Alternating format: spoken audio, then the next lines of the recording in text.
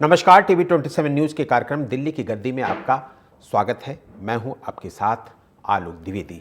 दिल्ली विधानसभा के चुनाव रुझान लगभग सामने आ चुके हैं। एग्जिट पोल से ही समझ में आने लगा था कि दिल्ली में बड़ा राजनीतिक उलटफेर होने वाला है और आज सुबह 8 बजे से मतगणना शुरू होने के थोड़ी देर बाद ही रुझानों में बीजेपी की गाड़ी सरपट दौड़ने लगी। रुझानों में आम आदमी पार्टी के बड़े चेहरे अरविंद केजरीवाल, मनीष सिसोदिया, आतिशी की सीटें फंसी दिख रही हैं।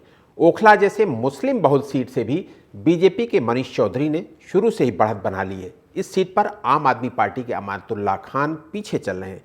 मुस्तफाबाद से भी बीजेपी ने बढ़त बनाए रखी। 2020 दिल्ली दंगों के आरोपी ताहिर हुसैन मुस्तफाबाद सीट से रुझानों में 5वें नंबर पर हैं। वे ओवैसी की पार्टी AIMIM से चुनाव लड़ रहे हैं। यहां से बीजेपी के मोहन सिंह बिष्ट आगे चल रहे हैं। दूसरे और तीसरे नंबर पर आप और कांग्रेस के कैंडिडेट हैं। वहीं रोहनी से बीजेपी के नेता प्रतिपक्ष विजेंद्र गुप्ता पीछे चल रहे हैं। रुझानों के अनुसार बीजेपी देश की राजधानी दिल्ली में 27 साल बाद सत्ता में आती नजर आ रही है। दिल्ली में कुल विधानसभा सीटें 70 हैं। यहां बहुमत का आंकड़ा 36 है। ज्यादातर एग्जिट पोल में बीजेपी को आप पर बढ़त दिखाई गई है, जो अब सही साबित होती नजर आ रही है। बीजेपी का वोट शेयर 50% से ज्यादा होने का अनुमान है। दिल्ली विधानसभा चुनाव के साथ साथ यूपी के मिल्कीपुर में विधानसभा उपचुनाव का नतीजा भी आज ही आने वाला है।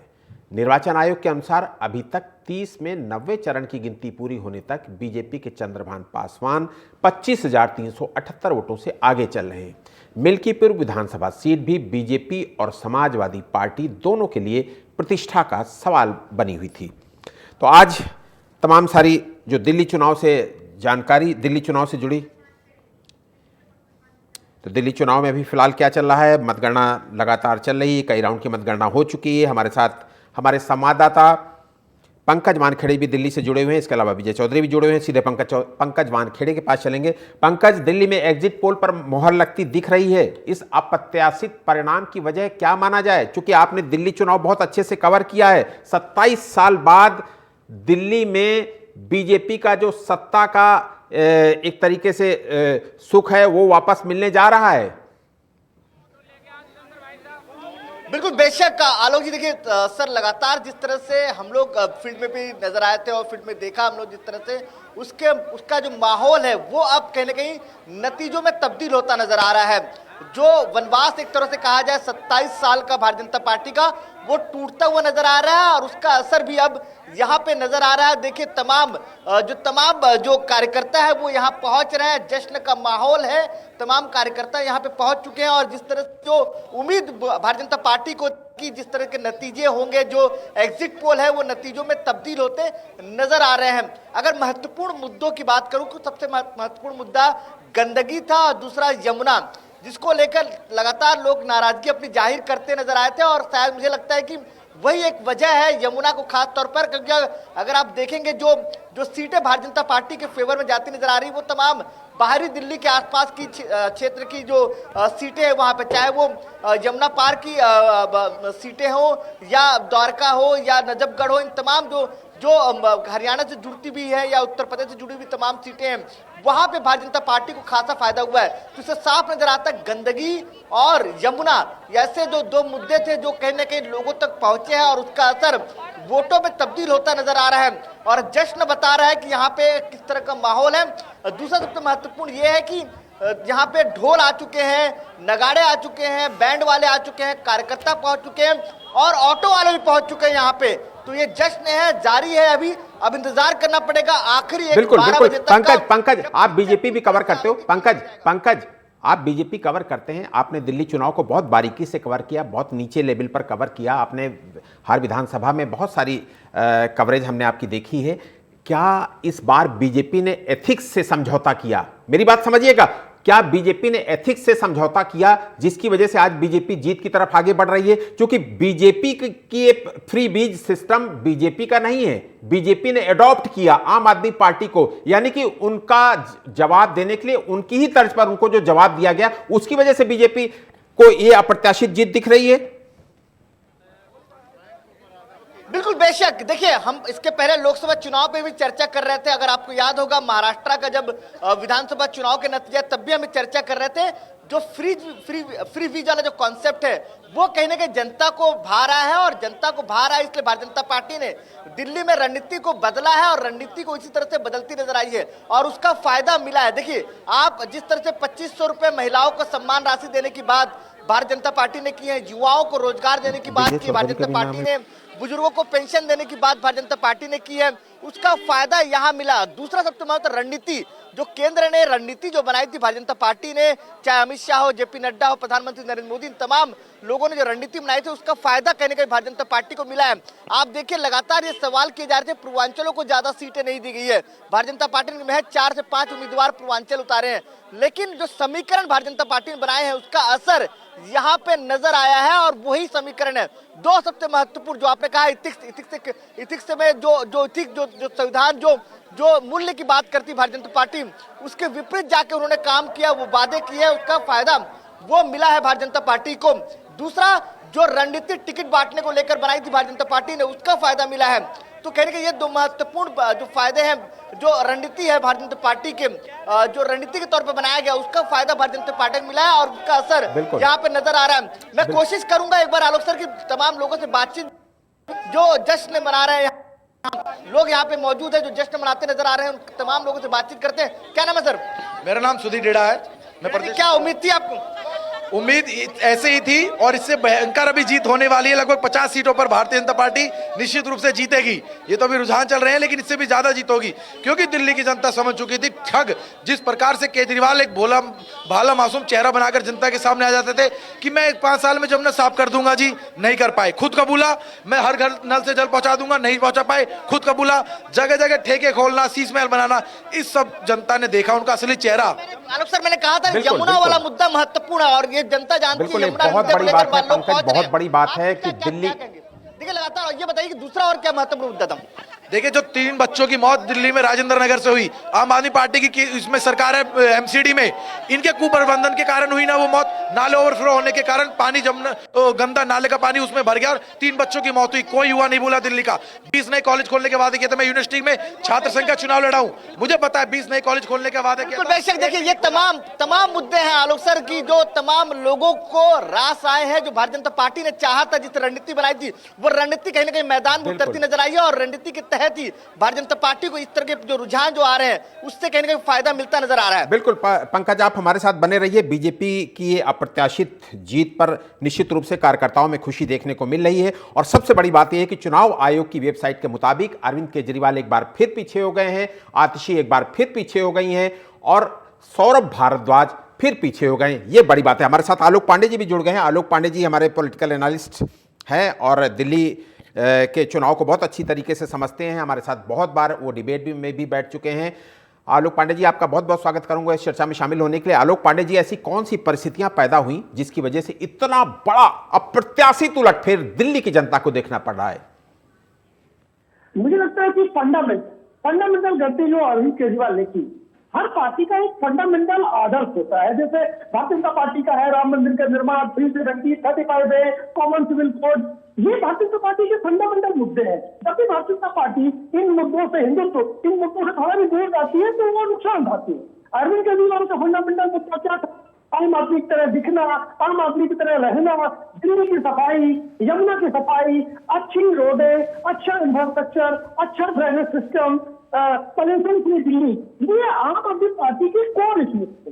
अरविंद केजरीवाल ने माना इनमें से और बिजली के मुद्दे को छोड़ करके बाकी सारे मुद्दों पर अरविंद केजरीवाल ने हार एक जैसी मान ली थी और मुझे उसी दिन मेरा आभास हो गया था कि आम आदमी पार्टी अपना बैटल लूज कर सकती है।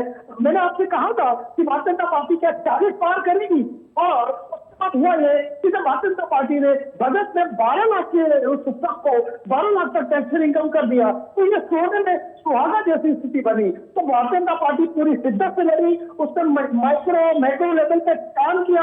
अरविंद केजरीवाल को ये घमंड हो गया था कि अब वो कभी हारेंगे ही नहीं, और जैसे जैसे भारतीय जनता पार्टी चुनाव में आगे बढ़ी उसने बहुत सारी मेहनत की।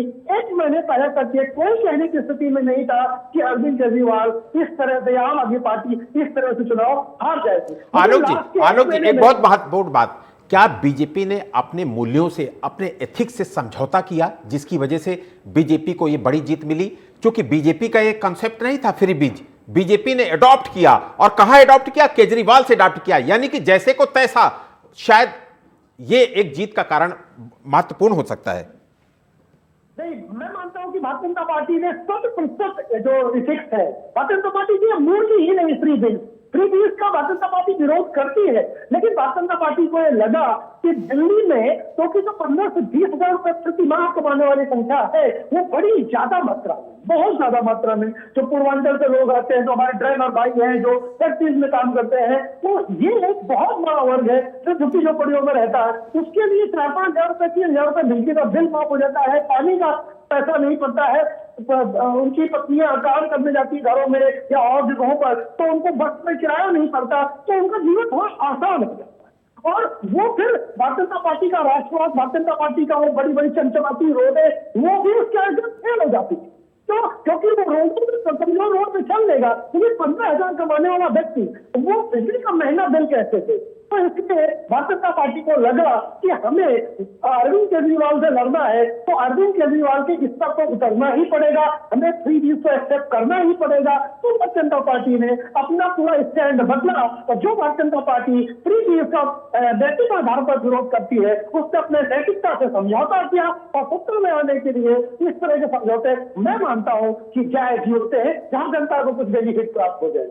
जी आलोक जी, जो यमुना को लेकर केजरीवाल जी ने बोला कि इसमें जहर मिला दिया गया, इस तरीके के जो बयान जिस पे पक्का ये मोहर लगे कि केजरीवाल जी झूठ बोल रहे हैं, उससे क्या दिल्ली की जनता नाराज हुई और अपनी नाराजगी उसने इस स्वरूप में दिखाई? सर, आपने जो प्रश्न किए उसके लिए साधुवान। मैं सुबह से चैनल में हूँ, इस तरह के प्रश्न कभी नहीं आए। और मैं एक चैनल में था, और जब अरविंद केजरीवाल ने कहा कि यमुना में जहर मिला दिया गया है, हरियाणा से जो तो लोगों ने किसी को कहा कि मुद्दा डाइवर्ट करने में सफल हो गए, प्रधानमंत्री को भी सफाई देना पड़ा, और बीजेपी सफाई दे रही कि हम तो यमुना का पानी पीते हैं। लेकिन मैंने उसी दिन कहा था कि अरविंद केजरीवाल ने बैटल छोड़ दिया है, वो युद्ध हारने जा रहे हैं। क्यों? क्योंकि यमुना एक हमारा दो तरह से मुद्दा है। एक तो हमारी प्यास बुझाता है, वो यमुना गंदी है, आपने उस तरह से कोई काम नहीं किया, ऊपर से आपने पाकिस्तान से ज्यादा बुरे तरीके से आरोप लगाए, इंटर स्टेट लड़ाई लड़ाने की कोशिश की, हरियाणा और दिल्ली के बीच में अब कॉन्फ्लिक्ट, अब सत्ता में प्राप्त करने गिर जाएंगे। उसके साथ साथ ये नया एक्सपोज हो गए, यमुना साफ नहीं है, आपने उसे स्वयं स्वीकार किया। तो पहले आप 15 में कहते थे है कि हमें समय दे दीजिए तो हम यमुना साफ कर देंगे, फिर 30 में कहा है कि हमें समय दे दीजिए, 25 में हम साफ कर देंगे, और अगर 25 तक न साफ कर पाए तो हमें कोई वोट कर दे। उसके आप कह रहे हो कि आप हरियाणा की वजह से यमुना गंदी है, तो आप जिम्मेदारियों से बचते रहे। इसलिए मुझे उसे बड़ी हैरानी हुई था, लेकिन मैं बात कम नहीं करूंगा, जब अरविंद केजरीवाल का एक बयान आया था कि वो यमुना को साफ करने से वोट नहीं मिलेगा, जैसा कि टीवी 27 के रिपोर्टर ने बताया कि, और ये बिल्कुल इस तरह से एनालिसिस है, उनको मेरी तरफ से बधाई है कि यमुना जहां यमुना के आसपास का एरिया है, भारतीय जनता पार्टी वहां ज्यादा से ज्यादा बेहतर प्रदर्शन कर रही है। इसका मतलब है अरविंद केजरीवाल को मुद्दा समझने में चूक हो गई। उन्होंने 3-4 महीने पहले उनका इंटरव्यू आया था, जिसमें उन्होंने कहा था कि यमुना की सफाई से वोट नहीं मिलता। शायद उसी दिन अरविंद केजरीवाल ने वो बैटल खो दिया था, क्योंकि अरविंद केजरीवाल कि हम 10 कमियां और 10 अच्छाइयां बता सकते हैं, लेकिन एक बात उनके अंदर बहुत बेहतरीन थी कि वो मुद्दे को समझ लेते थे। लेकिन 2025 के चुनाव में उन्होंने यमुना की ताकत को कमजोर करके आका, और उसका परिणाम हमें रुझानों में दिखाई दे रहा है कि आम आदमी पार्टी अगर उसके परिणामों से तुलना करें तो चारों खाते चित्त दिखाई देती। जी बिल्कुल, और बहुत बड़ी बात ये अपडेट है, चुनाव आयोग की वेबसाइट के मुताबिक अरविंद केजरीवाल 225 वोटों से एक बार फिर पीछे हो गए हैं। इसके अलावा आतिशी एक बार फिर पीछे हो गई हैं, सौरभ भारद्वाज एक बार फिर पीछे हो गए हैं। बहुत क्लोज कंटेस्ट बीजेपी के साथ इन बड़े चेहरों का, जो आम आदमी पार्टी के बड़े चेहरे थे, उनका चल रहा है। हमारे साथ 2 और खास मेहमान भोगेंद्र पाठक जी हमारे साथ जुड़ गए हैं, पूजा जैन जी जुड़ गई हैं हमारे साथ। दिल्ली को अच्छे से समझते हैं भोगेंद्र जी, पूजा जी आप भी बहुत दिल्ली को अच्छी तरीके से समझती हैं। पूजा जी आप दोनों का बहुत बहुत स्वागत करूंगा, भोगेंद्र जी आपका भी बहुत बहुत स्वागत करूंगा। पूजा जी, क्या ये माना जाए कि केजरीवाल के 2100 रुपए दिल्ली की महिलाओं को नहीं पसंद आए, बीजेपी के 2500 रुपए पसंद आए? क्या है ना, केजरीवाल इस तरीके के दावे कई बार कर चुके हैं अपनी मैनिफेस्टो में और उनको पूरा नहीं कर पाए हैं, जिसकी वजह से दिल्ली की जो गरीब तबके से महिलाएं आती हैं उनका विश्वास तो केजरीवाल के ऊपर से उठा ही उठा है। बाकी जो अपर क्लास महिलाएं हैं उनका भी विश्वास ना चाह करके उठ गया है। अब वो चाहे 2100 रुपये दें या फिर बिजली फ्री दें या पानी फ्री दें या बस में महिलाओं को सेवा फ्री दें, उससे कोई फ़र्क नहीं पड़ेगा अभी दिल्ली की जनता को, क्योंकि दिल्ली की जनता ये जान चुकी हैं कि केजरीवाल सिर्फ और सिर्फ दावे करते हैं। और ये चीज़ बिल्कुल आज क्लैरिटी में हम लोग देख पा रहे हैं कि कहीं ना कहीं बीजेपी जो है प्रचंड बहुमत के साथ जीत हासिल करेगी दिल्ली में। जी जी बिल्कुल। भोगेन जी, आप दिल्ली को बहुत अच्छे से समझते हैं, क्या ये माना जाए कि बीजेपी ने अपने मूल्यों से समझौता किया? क्योंकि ये प्रधानमंत्री नरेंद्र मोदी कई बार रैलियों में कह चुके कि फ्री बीज सिस्टम देश के लिए घातक है, लेकिन बीजेपी को वही चीजें अडॉप्ट करनी पड़ी जो केजरीवाल जिस पॉलिटिक्स को आगे बढ़ा रहे थे। क्या ये जीत के लिए बीजेपी ने मूल्यों से समझौता किया, ऐसा आपको लगता नहीं? देखिए, ये जंग है नूरो तिरगी की, सदा रही है सदा रहेगी। चिराग जुल्मत शिकन हजारों, जला करेंगे बुझा करेंगे। ये अंधकार और प्रकाश का युद्ध है, लोहा को लोहा ही काटता है। जिस लोभ की बदौलत जो फ्री बीज केजरीवाल दे रहे थे, उसको काटने का एक ही रास्ता था कि उससे बड़ी चीज कुछ लाना। नहीं तो फिर आप देख लें, अभी भी इतनी सीटें आ रही हैं आम आदमी पार्टी को, क्यों आ रही हैं? वही जिनको ये समझाया गया कि बीजेपी आपको जो सुविधाएं मिल रही हैं उसको खत्म कर देगी।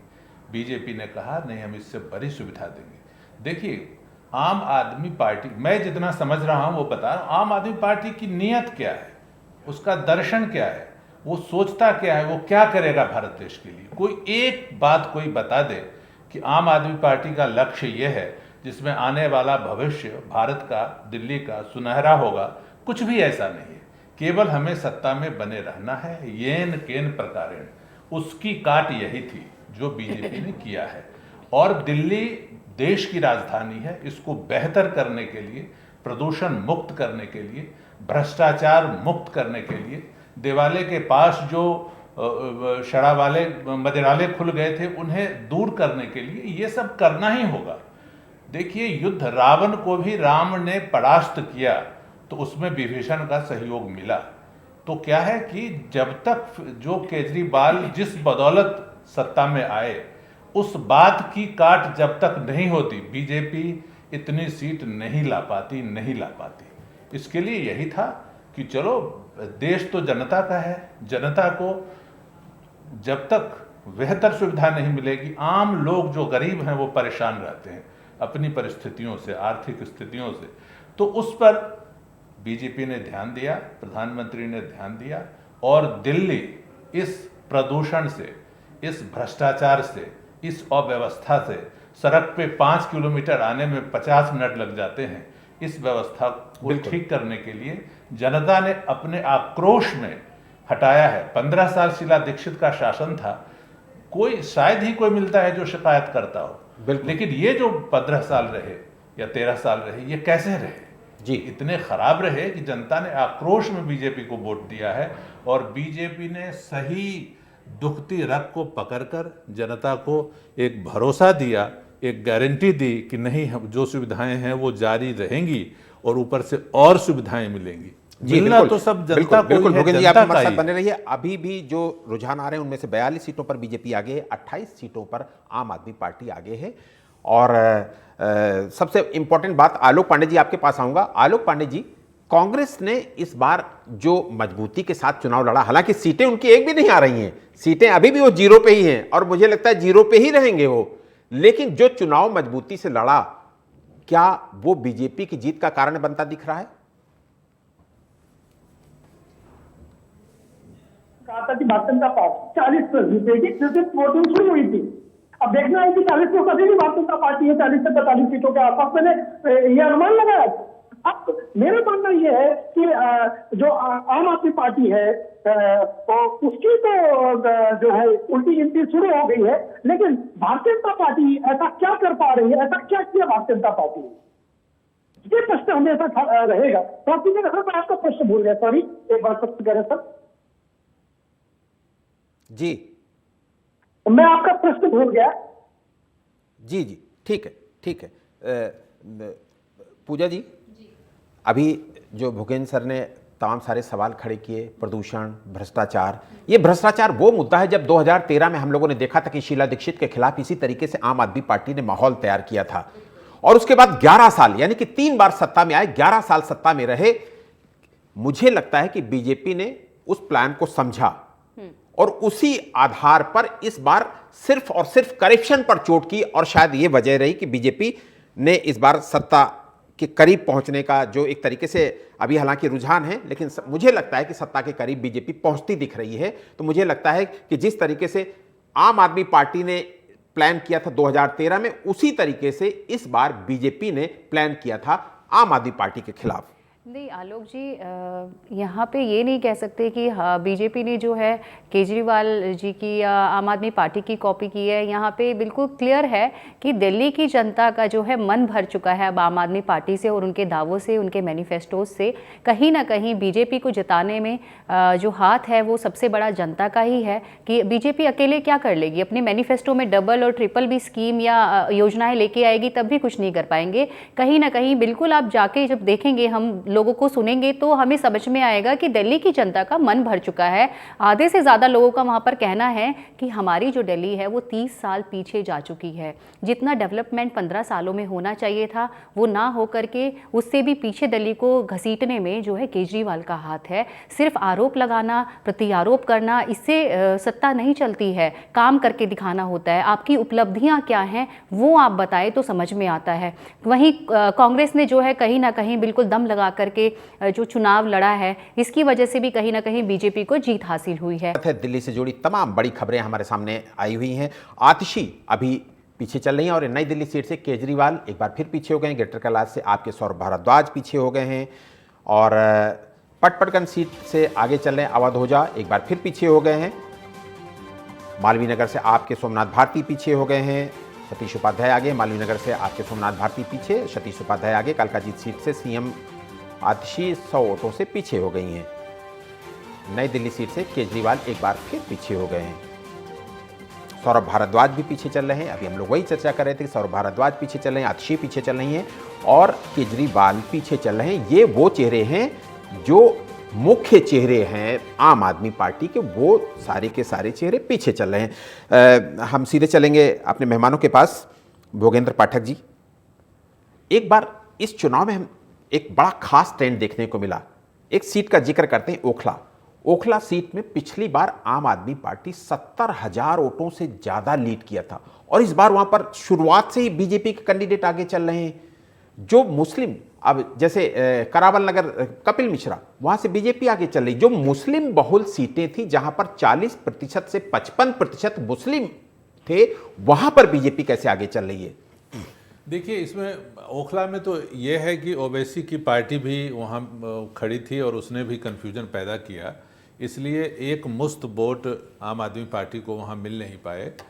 और जहाँ तक देखें आप करावल नगर की, तो होता ये है कि जब कोई एक संप्रदाय एकजुट हो जाता है तो उसके विरोध में खड़ा दूसरा संप्रदाय भी पूर्णतः विरोधी हो जाता है। ध्रुवीकरण इसका मूल कारण है, ध्रुवीकरण और सनातन धर्म में जागरण।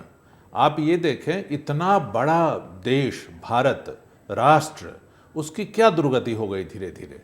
लोगों की चेतना जग रही है सोशल मीडिया के कारण, मीडिया के कारण।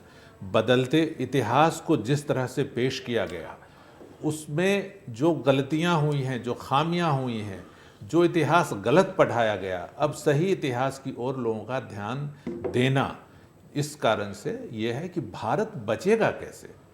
अगर बीजेपी जैसी पार्टी सत्ता में नहीं रहेगी, नहीं जीतेगी, तो संभल का जो हाल हुआ था, और अब देखिए क्या क्या वहाँ से खुदाई में चीज़ें निकल रही हैं, वो सारे भारत को बचाना है तो भारत को बचाने वाले दल को वोट देना ही पड़ेगा।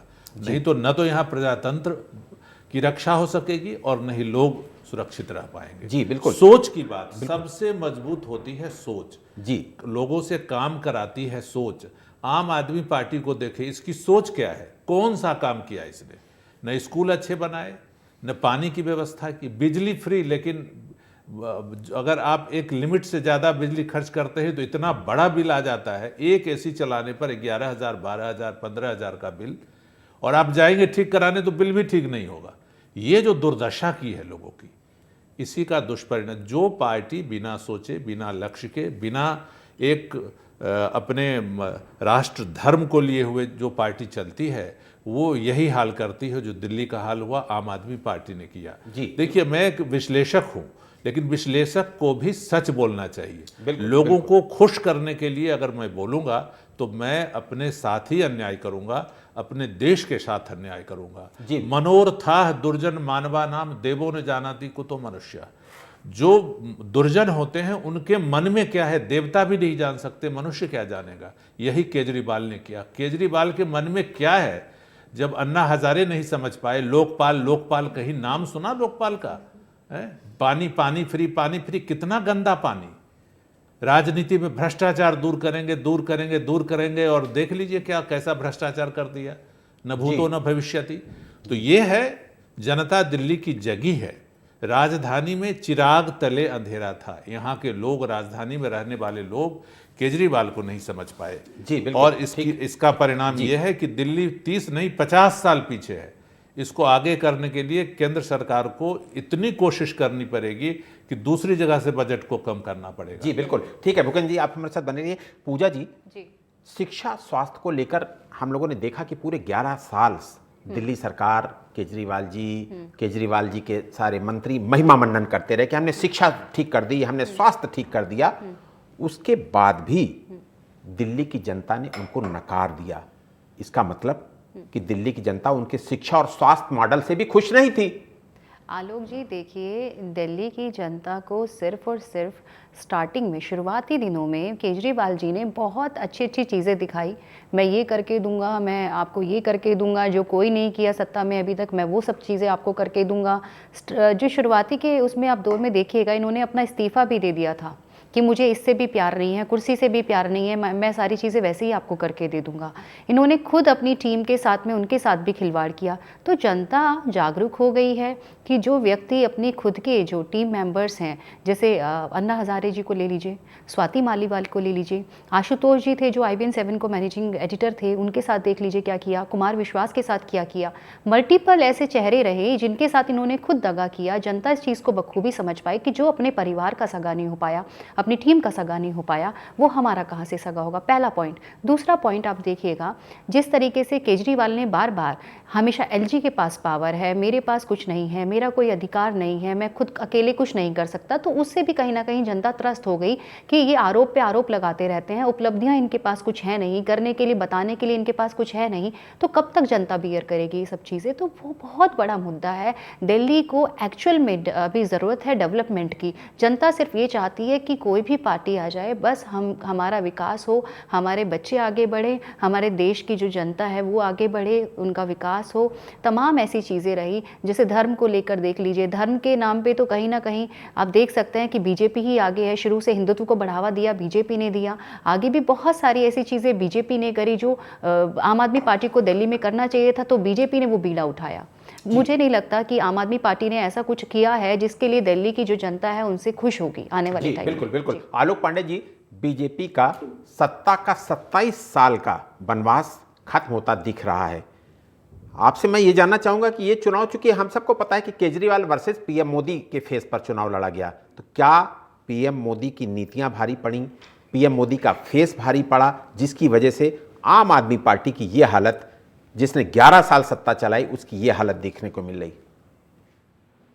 देखिए, जब भारतीय जनता पार्टी तो 2015, 20 और 25 में भी चाहती थी कि केजरीवाल वर्सेस मोदी हो जाए, लेकिन केजरीवाल बड़ी चतुराई से उसे बदल देते थे। और 2019 का चुनाव आपको याद ही होगा कि 2019-20 में अरविंद केजरीवाल ने कहा केंद्र के लिए मोदी ठीक है और राज्य सरकार के लिए मैं ठीक हूँ। तो वो बहुत बारीकी से ही अंतर क्रिएट कर देते थे। इसीलिए भारतीय जनता पार्टी का 15-20% जो वोट था, जो लोकसभा में उनके पास पहुंच जाता था, लेकिन विधानसभा में वो अरविंद केजरीवाल चुनाव ले जाते थे। तो मोदी जी से उन्होंने डायरेक्ट कंपटीशन रखा ही नहीं। ये हर कुछ ऐसा हुआ कि भारतीय जनता पार्टी ने कुछ मुद्दों को लेकर के मोदी वर्सेस अरविंद केजरीवाल करते हैं, वो सफल हो गई। उस भारतीय जनता पार्टी को करना था, भारतीय जनता पार्टी को यह करना था कि जून में जो वोट उससे मिला, 2024 में, वो वोट विधानसभा में मिल जाए। अगर वो वोट विधानसभा में मिल जाता है तो अरविंद केजरीवाल अपने में हार जाएंगे।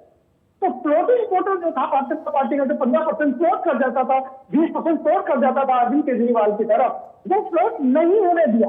भारतीय जनता पार्टी का केवल एकमात्र सबसे बड़ा ऑब्जेक्टिव था लोकसभा के परफॉर्मेंस को विधानसभा में दोहराना। अगर लोकसभा की सीटों को विधानसभा में कन्वर्ट किया जाए तो 52 सीटें होती है दिल्ली में, 70 में से 52 में बीजेपी को एज था लोकसभा में। तो देखना यह है कि क्या भारतीय जनता पार्टी 52 तक 50 तक पहुंच पाएगी तो लोकसभा के अपने परफॉर्मेंस को दोहरा पाएगी। अभी तक जो मेरे पास जानकारी है, आम आदमी पार्टी और भारतीय जनता पार्टी के पास के बीच में केवल 3.5% मतों का अंतर है, केवल 3.5%। और जो बात आपने तो उस समय किया था, जो स्लिप हो गया था कि कांग्रेस अगर न लड़ती बेहतर, तो सोचिए अगर कांग्रेस मिलकर लड़ती तो आम आदमी पार्टी इस समय सरकार में होती। कांग्रेस का जितना भी मत मिला है उसका अगर बड़ा भारतीय जनता पार्टी की जगह तो आम आदमी पार्टी को ही मिलता।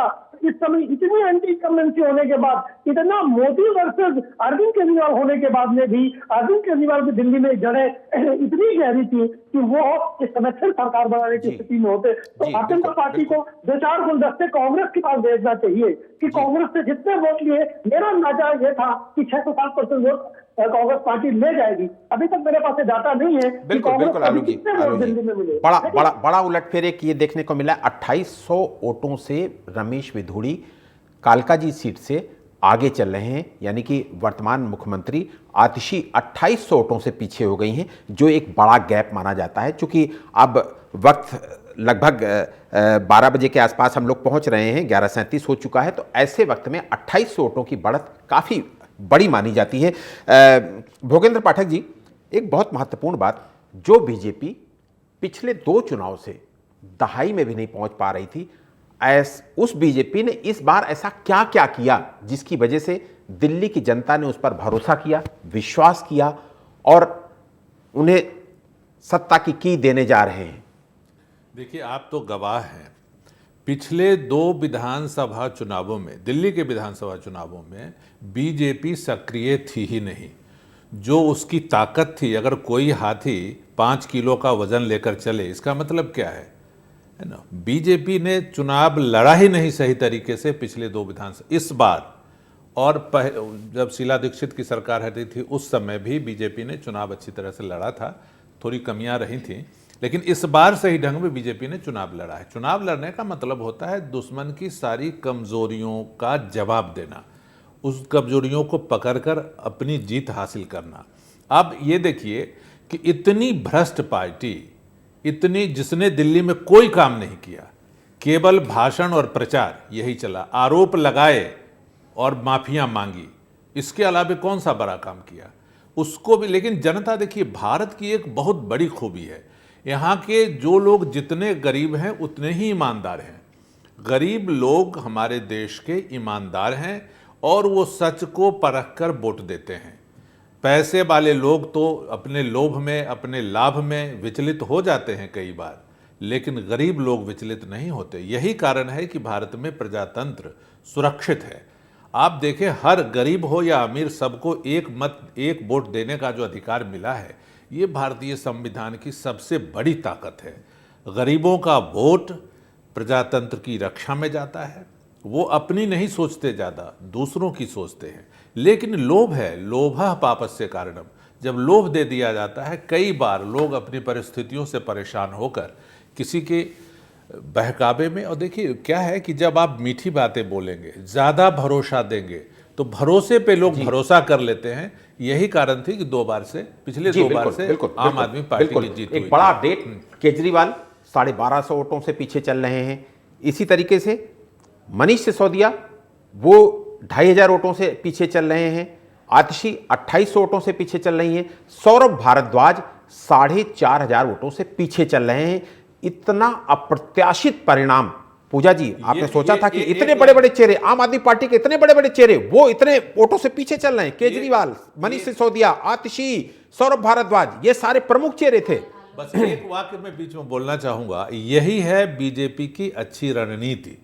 कहां पे किसको तोड़ना है, कहां पे किसको परास्त कैसे करना है। आलोक जी, मैं आपको एक चीज़ बता दूं, ये यहाँ पे आतिशी पीछे हैं, इसमें कोई अचंभित होने वाली बात नहीं है, क्योंकि वोटिंग डे से पहले दिन मतलब 5 तारीख से पहली रात जो गई है, उस रात को 4 तारीख की मैं बात कर रही हूँ, पहली रात की, उस तारीख की बात अगर हम करें तो वहाँ पे आतिशी के कोई पीए हैं, वो पकड़े गए और उनके पास में कुछ कैश था और बहुत अच्छा खासा कैश था। पकड़े गए, मीडिया के सामने उनको लाया गया, उसके बाद में वो चीज़ दबा दी गई। वो वहाँ पे पैसा वितरण करने आए थे कि भाई वोट जो है आम आदमी पार्टी को देना है, उनको जिताना है। इस तरीके की चीज़ें करेंगे, इस तरीके की हरकतें करेंगे तो कैसे आम आदमी पार्टी जीतेगी। आतिशी के खुद के कॉलोनी से एक महिला ने मीडिया कर्मी को बाइट दिया कि आतिशी जो है हमारे पिछले वाली गली में रहती हैं, आज तक इन्होंने कभी पिछले 5 साल में आकर नहीं देखा कि कहाँ क्या चल रहा है। अब इनको वोट चाहिए तो पिछले 1 हफ्ते से ये जो है इधर उधर रैलियां निकाल रहे हैं और चक्कर काट रहे हैं कि हमें वोट दीजिए। तो हम क्यों वोट दें? हम बिल्कुल वोट नहीं देंगे। तो खुद के अपने कॉलोनी की अगर महिलाएं इस तरीके से बोल रही हैं तो और किसी से क्या आप एक्सपेक्ट करेंगे। तो इसी तरीके से आम आदमी पार्टी के तमाम नेताओं का यही हाल है कि जैसे इनको वोट चाहिए तो ये एकदम अपने बिल से या अपने घर से बाहर आ जाते हैं, जब वोट नहीं चाहिए होता है, इनको सत्ता में ही काबिज हो जाते हैं तो इनको जनता का याद नहीं आता है। इनकी तमाम ऐसी चीज़ें रही। शराब घोटाला आप देखिए, मंदिरों के बगल में इन्होंने शराब खाना खुलवा दिया, उसके बाद बोलते हैं कि हमने क्या गलत किया जनता के साथ। आप किसी की आस्था को ठेस पहुंचा रहे हैं, आप एक किसी तबके को ठेस पहुंचा रहे हैं, उसके बाद आप बोल रहे हैं कि हमने क्या गलत किया। क्या गलत नहीं किया। आपके जो हेल्थ मिनिस्टर हैं सत्येंद्र जैन जी, वो जेल में गए। वो क्यों गए? बिना किसी क्राइम के जेल में क्यों किसी को भेजा जाएगा? आप खुद सोचिए, आरोप पे कभी नहीं भेजा जाता है। उनके ऊपर वो आरोप सिद्ध हुआ है, उसके बाद उनको जेल के अंदर भेजा गया है। तो उसके बाद भी ये झुटलाना कि नहीं बीजेपी ने ऐसे कर दिया, बीजेपी ने भिजवा दिया, बीजेपी ने ईडी पे की रेड पड़वा दी। जनता इस चीज़ को बखूबी समझ चुकी है कि आम आदमी पार्टी का सिर्फ और सिर्फ काम है आरोप लगाना, अपनी उपलब्धियां हासिल करना। ये काम नहीं है, जनता के लिए काम करना उनका काम नहीं है। मैं कभी घर नहीं लूँगा, मैं कभी शीश महल नहीं लूँगा। तो वो शीश महल किसने बनवाया अपने लिए? मोदी जी ने तो नहीं बनवाया, अमित शाह जी ने तो नहीं बनवाया, है ना, या फिर योगी जी ने नहीं बनवाया, या कोई और अनदर व्यक्ति नहीं आया वो शीश महल बनवाने के लिए। वो सिर्फ और सिर्फ मात्र केजरीवाल जी ने अपने लिए वो शीश महल बनवाया। मैं वैगनार से नहीं चलूंगा, मैं वैगनार से ही चलूंगा, या मैं साइकिल से ही चलूंगा। तो वो बड़ी गाड़ी से चलने की होड़ किसने की? वो केजरीवाल जी ने की। तो वो जनता ने बिल्कुल देखा है, जनता के सामने स्पष्ट रही हैं वो सब चीज़ें। बीजेपी को कुछ करने की जरूरत ही नहीं पड़ी इस बार। बीजेपी को ऑटोमेटिकली वोट मिलते चले गए, क्योंकि दिल्ली की जनता जान चुकी है कि दिल्ली को एक चेंज की रिक्वायरमेंट है। जी बिल्कुल। भोगेन जी, एक बड़ी बात उठाई पूजा जी ने। मुझे लगता है कि बीजेपी ने केजरीवाल की विश्वसनीयता पर, उसके एथिक्स पर, उनकी पार्टी के मूल्यों पर जो प्रहार किया, क्योंकि ये पार्टी तो ऐसी पार्टी थी जो ये कह रही थी कि हम वीआईपी कल्चर खत्म करेंगे, हम गाड़ियां नहीं लेंगे, हम महलों में नहीं रहेंगे, हम सरकारी मकानों में नहीं रहेंगे। लेकिन धीरे धीरे करके सारी चीज़ें उल्टी देखने को मिली दिल्ली की जनता को। उसको टारगेट किया बीजेपी ने, और मुझे लगता है कि दिल्ली की जनता को बीजेपी ये समझाने में कामयाब रही कि ये अपने एथिक्स पर नहीं कायम रहे, और उसका परिणाम कहीं ना कहीं बीजेपी के पक्ष में जाता दिखा। निश्चित रूप से इस बात का भी हाथ है कि उसको उजागर किया गया, और इधर जेल यात्राएं जो हुई हैं उसका भी काफ़ी असर रहा है। लेकिन सबसे बड़ी बात जो हुई है वो ये हुई है, जो सुविधाएं आम आदमी पार्टी दिल्ली में दे रही थी, सुविधाओं के नाम पर जो सुविधा दे रही थी, वो सुविधा नहीं असुविधा ही थी। बीजेपी ने कहा कि ये सुविधाएं जारी रहेंगी और ऊपर से हम ये करेंगे और एक अंतर्राष्ट्रीय स्तर की राजधानी दिल्ली को बनाएंगे। ये बात जो है ना। दूसरी बात आप देखें, वो एक नया वेतन आयोग, उसकी स्थापना, फिर जो अभी 12 लाख तक इनकम टैक्स की छूट। दिल्ली में नौकरी करने वाले लोग बहुत रहते हैं, तो लोगों को ये लगा कि नहीं, हमारा जीवन बेहतर तभी हो सकता है जब इस पार्टी को हम बदलें। छल छद्म वाले दल को बदलना लोगों ने ये सोच लिया। तब भी देखिए इतना वोट आया है, और इसी पे आया है झूठ पे। झूठ हमेशा सच से ज़्यादा मीठा होता है, और उसी झूठ का सहारा लेकर आम आदमी पार्टी इतने दिनों सत्ता पे काबिज रही। और अभी देखिए 45 और 25 का जो टैली है वो दिख रहा है, यानी बीजेपी की सरकार बननी। 25 और 25 पर आप है, -37 बहुत बड़ी बात है। 62 पे थे, -37 पर आ गए हैं, बहुत बड़ी बात है। और बीजेपी +37 पर है, 45 पर बीजेपी की टैली बनी हुई है, बड़ी बात है। आलोक पांडे जी, आपके पास आऊंगा। आलोक पांडे जी, ये एक ऐसी पार्टी रही, आम आदमी पार्टी 2013 में, 2012 में गठित हुई, 2013 में ये सत्ता में पहुंच गए। 11 साल सत्ता में बने रहे ये, अब सत्ता से बाहर होने जा रहे हैं, दिल्ली की सत्ता से बाहर हो जाएंगे। आपको क्या लगता है कि अब इनका क्या फ्यूचर होगा, क्या भविष्य होगा? क्या ये 5 साल तक एक मजबूत अपोजिशन के रूप पर दिल्ली में काबिज रह पाएंगे या फिर ये और बिखरेगी आम आदमी पार्टी? देखिए, मुझे लगता है आम आदमी पार्टी को विपक्ष में रहने की आदत नहीं, तो ये आने वाला समय बताएगा कि आम आदमी पार्टी भारतीय जनता पार्टी के सामने विपक्ष में रहने लायक रहती है या नहीं।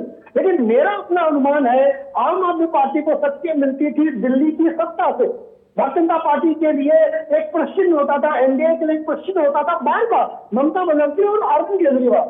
और अरविंद केजरीवाल एक चाहने वाली राजनीति थी। भारतीय जनता पार्टी 25 साल से, चौथाई सदी से दिल्ली में नहीं थी, तो ये बड़ी असहज स्थिति थी।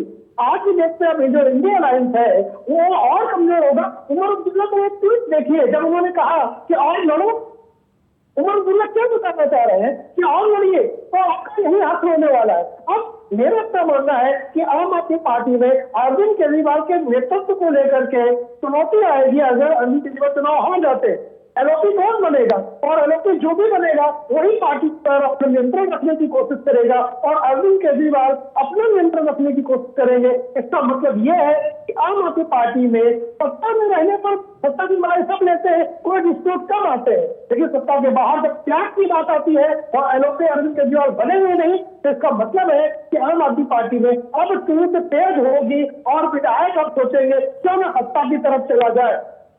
जी बिल्कुल। भोगेंद्र पाठक जी, हम लोगों ने असम की पॉलिटिक्स पर आपको ले चलूंगा, चूंकि आप राजनीति के इतिहास को भी बहुत अच्छी तरीके से समझते हैं। असम में एक पार्टी का उदय हुई थी, असम गण परिषद। प्रफुल्ल महंतो उसके नेता हुआ करते थे। छात्र राजनीति से एकदम से आए पॉलिटिक्स में और एकदम से छा गए और एकदम से वो वहाँ के मुख्यमंत्री बन गए। लेकिन जैसे ही वो मुख्यमंत्री पद से हटे, जैसे ही उनकी सत्ता गई, वो पार्टी विलुप्त हो गई। आज उसका कोई नाम लेवा नहीं बचा है। बिल्कुल बिल्कुल। आम आदमी पार्टी जैसे ही सत्ता में आई, वैसे जैसे ही राजनीति में आए ये लोग, वैसे ही ये सत्ता में पहुंच गए और 11 साल सत्ता भोगने के बाद आज वो इस राजनीति के चौराहे पर खड़े हैं कि उनका क्या भविष्य होगा। मैं आलोक पांडे जी के साथ साथ आपका भी इस पर रिएक्शन चाहूंगा। बिल्कुल बिल्कुल। देखिए, असम गण परिषद, वहाँ के लोग जो सत्ता में आए थे वो हॉस्टल से सीधे राजनीति में केंद्र में आ गए, सत्ता के केंद्र में आ गए। और देखिए, आम आदमी पार्टी कुछ अलग पार्टी है। इसके जो प्रमुख हैं, जो चीफ हैं, वो एक एक्स IRS हैं, पढ़े लिखे हैं, बुद्धिमान हैं, चालाक हैं। ऐसे लोगों को परास्त करना आसान नहीं होता। ये एक से एक चाल जानते हैं। ये रक्त बीज जल्दी ख़त्म नहीं होता। ये आम आदमी पार्टी ऐसे यूं ही नहीं चली जाएगी। पंजाब में भी इसकी सरकार है, ये और भी जाएगी, लेकिन थोड़ा वक्त लगेगा, धीरे धीरे, लेकिन इसका बिखराव शुरू हो जाएगा। इसलिए कि इसके साथ जो लोग लगे थे, वो ये पता है सबको कि अरविंद केजरीवाल अपने दोस्तों को भी नहीं छोड़ते अपने स्वार्थ में। इसलिए तमाम लोग ये जानते हैं कि जो केजरीवाल के हित में होगा वही वो करेंगे। इसलिए बिखराव होगा, लेकिन इतनी जल्दी नहीं। असम गण परिषद जिस तरह से बिल्कुल शून्य की स्थिति में आ गया कुछ ही वर्षों के बाद, वो स्थिति इसमें आने में वक्त लगेगा जी। इसलिए कि पंजाब में भी इसकी सरकार है। दूसरी बात, ये राजनीति, कूटनीति, कोई भी ऐसी दुर्नीति नहीं है जिसको ये नहीं जान। मनोरथा दुर्जन मानवा नाम देवो न जानाति कुतो मनुष्य। इतनी जल्दी स्वर्ण मृग भी नहीं मारा जाता, उसमें थोड़ा वक्त राम को भी लगा था। जी बिल्कुल। आलोक पांडे जी के पास चलूंगा, चूंकि उत्तर प्रदेश की मिल्कीपुर सीट पर उनका रिएक्शन चाहूंगा। आलोक पांडे जी, मिल्कीपुर में बहुत बड़ा उलटफेर, 41,000 वोटों से बीजेपी आगे, एक तरफा चुनाव हो गया है वहां पर।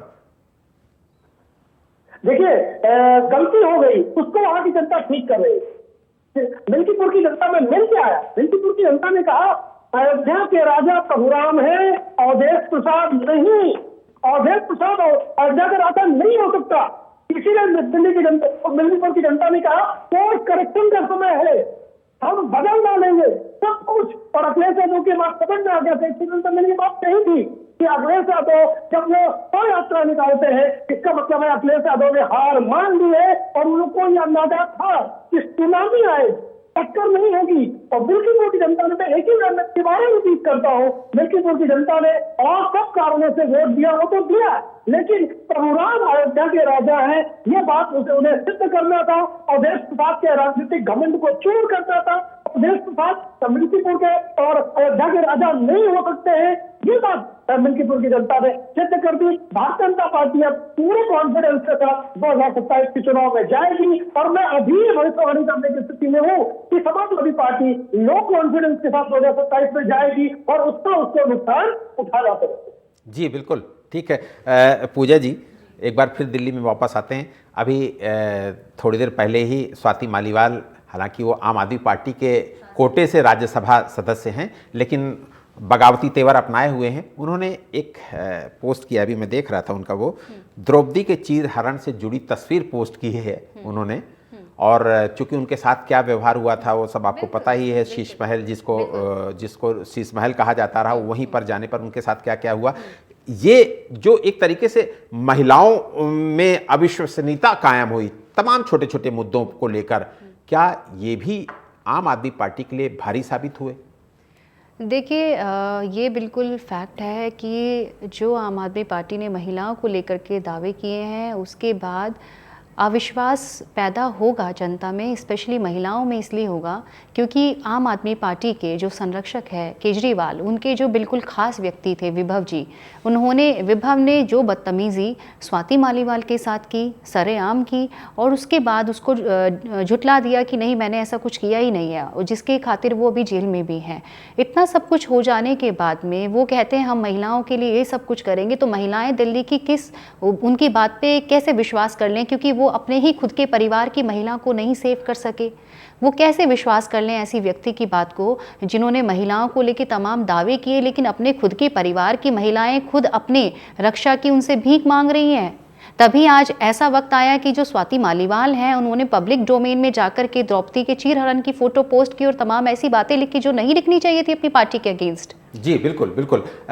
भोगेंद्र पाठक जी, जैसे लोकसभा चुनाव में ये दोनों पार्टियां मिलकर लड़ी थी, कांग्रेस और आम आदमी पार्टी, यदि ये गठबंधन यानी कि इंडिया गठबंधन बरकरार रहता तो मुझे लगता कि शायद इतनी खराब स्थिति इन लोगों की नहीं होती, और खराब स्थिति होती ज़्यादा।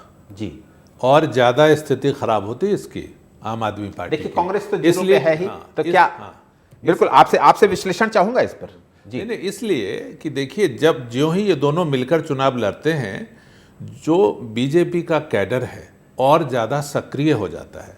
शत्रु हमारे सामने जितना मजबूत होता है उतनी ही हम तैयारी करते हैं और ज़्यादा बुरी हार होती। इसमें तो लोग ये समझ रहे थे कि चलो कांग्रेस भी कुछ वोट काट लेगी, लेकिन उसमें तो ये होता ही नहीं, ये विकल्प ही नहीं होता, इसलिए और ज़्यादा तैयारी होती। ठम ठोक ठेलता है जब नर, पर्वत के जाते पाँव खर। बीजेपी ने एकदम बिल्कुल ताकत के साथ चुनाव लड़ा, इसलिए जीत हुई है। जनता को बताना पड़ता है, समझाना पड़ता है। जनता जब बात समझती है तब वो अपने मत को मुहर में तब्दील करती है।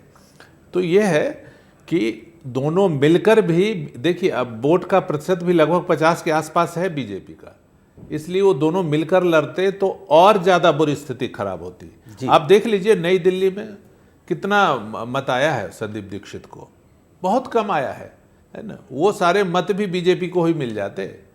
ये मत समझें कि वो आम आदमी पार्टी का ही मत काट रही है कांग्रेस, बीजेपी के भी वोट ले रही है जी, इसलिए कि बहुत सारे नौकरी पेशा में लोग ऐसे हैं जो अभी भी कांग्रेस को लाइक करते हैं, कांग्रेस को वोट देते हैं। जी, तो एक बार फिर हम लोग दिल्ली की सियासत पर जाते हैं। हमारे साथ तमाम खास मेहमान हमारे साथ बराबर बने हुए हैं। हमारे साथ भोगेंद्र पाठक जी और पूजा जैन जी स्टूडियो में हमारे साथ कंटिन्यू हैं।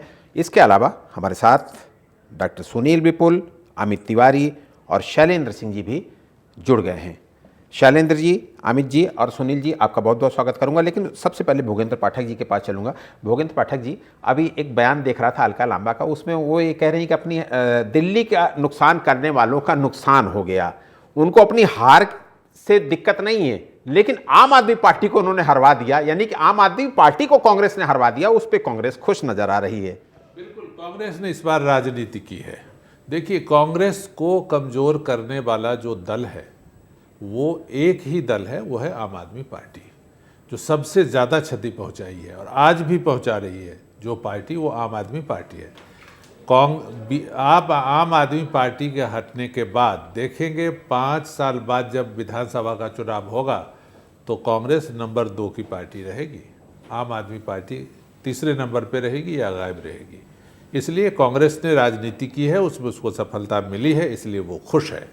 एकदम सही कहा है हल्का जी बिल्कुल। पूजा जी, सत्ता की चाबी छिनवा दी इस बार कांग्रेस ने, उनको मिला कुछ नहीं, वो अभी भी जीरो में है। पिछले 2 बार चुनाव से जीरो में है, तीसरी बार भी जीरो में ही है। उनकी टैली जीरो ही लगातार कंटिन्यू शो कर रही है। लेकिन आम आदमी पार्टी की चाबी, सत्ता की जो चाबी थी ना, वो कहीं ना कहीं कांग्रेस ने छिनवाई। इसमें मुझे लगता है आप भी सहमत होंगी। देखिए, कांग्रेस का जाने का रीज़न भी तो कहीं ना कहीं आम आदमी पार्टी बनी थी, और आज उन लोगों को खुशी इसलिए है, कांग्रेस पार्टी के लोगों को, सदस्यों को खुशी इसलिए है कि देखिए हमारी सरकार नहीं बनी तो आपकी भी नहीं बनी, आप भी सत्ता में तरीके से काबिज नहीं हो पाए, तो ये एक अलग खुशी है। ये जैसे क्लासरूम में होता है कि जैसे फ्रेंड्स होते हैं, फ्रेंड्स कहते हैं कि चलिए मेरा अगर कंप्लीट मार्क्स नहीं आया 10 में से, मेरा भी अगर 8 नहीं आया, 9 नहीं आया, तो तुम्हारा भी नहीं आया, किसी तीसरे व्यक्ति का आ गया। दो दोस्तों में आपस में जो अगर लड़ाई होगी तो वो कहेंगे चलिए ठीक है, अगर मेरा नहीं आया तो आपका भी नहीं आया, तो तीसरे किसी और का आ गया, हमें इस बात की खुशी है। तो वो एक दुश्मनी कायम हो गया ना, पहले से ही उनका इंटरनल एक दुश्मनी चलता आ रहा है। अब आज वो उनको इस चीज़ की खुशी है कि भैया देखिए हम सत्ता में नहीं आए तो आप भी नहीं आ पाए, और हमसे सत्ता छीनने वाले कौन थे? आप थे। तो आप आज रियलाइज़ कीजिए, जो पेन हमने रियलाइज़ किया था उस टाइम पे, आज वो पेन आप झेलिए। इस तरीके से इस चीज़ को ले सकते हैं। जी बिल्कुल बिल्कुल। हमारे साथ शैलेंद्र जी भी जुड़े हुए हैं। शैलेंद्र जी, आपको मेरी आवाज़ आ रही है? शैलेंद्र जी, अमित तिवारी जी और डॉक्टर सुनील विपुल। अमित जी, आपको मेरी आवाज़ आ रही है? जी बिल्कुल। अमित जी, क्या ये आम आदमी पार्टी का ओवर कॉन्फिडेंस था जिसकी वजह से उनको धरातल में क्या चल रहा है पता ही नहीं चल रहा और सत्ता से बेदखल होने जा रहे हैं? जी नहीं आलोक जी, मैं इससे थोड़ा सा विभिन्न परिस्थितियां हैं, मैं उसमें एक परिस्थिति को मैं चूज करता हूँ। पहली परिस्थिति की है कि आम आदमी पार्टी का चुनाव जो है लगभग 22 दिन तक बिल्कुल सही दिशा में चल रहा था और बहुत अच्छी मेहनत कर रहे थे।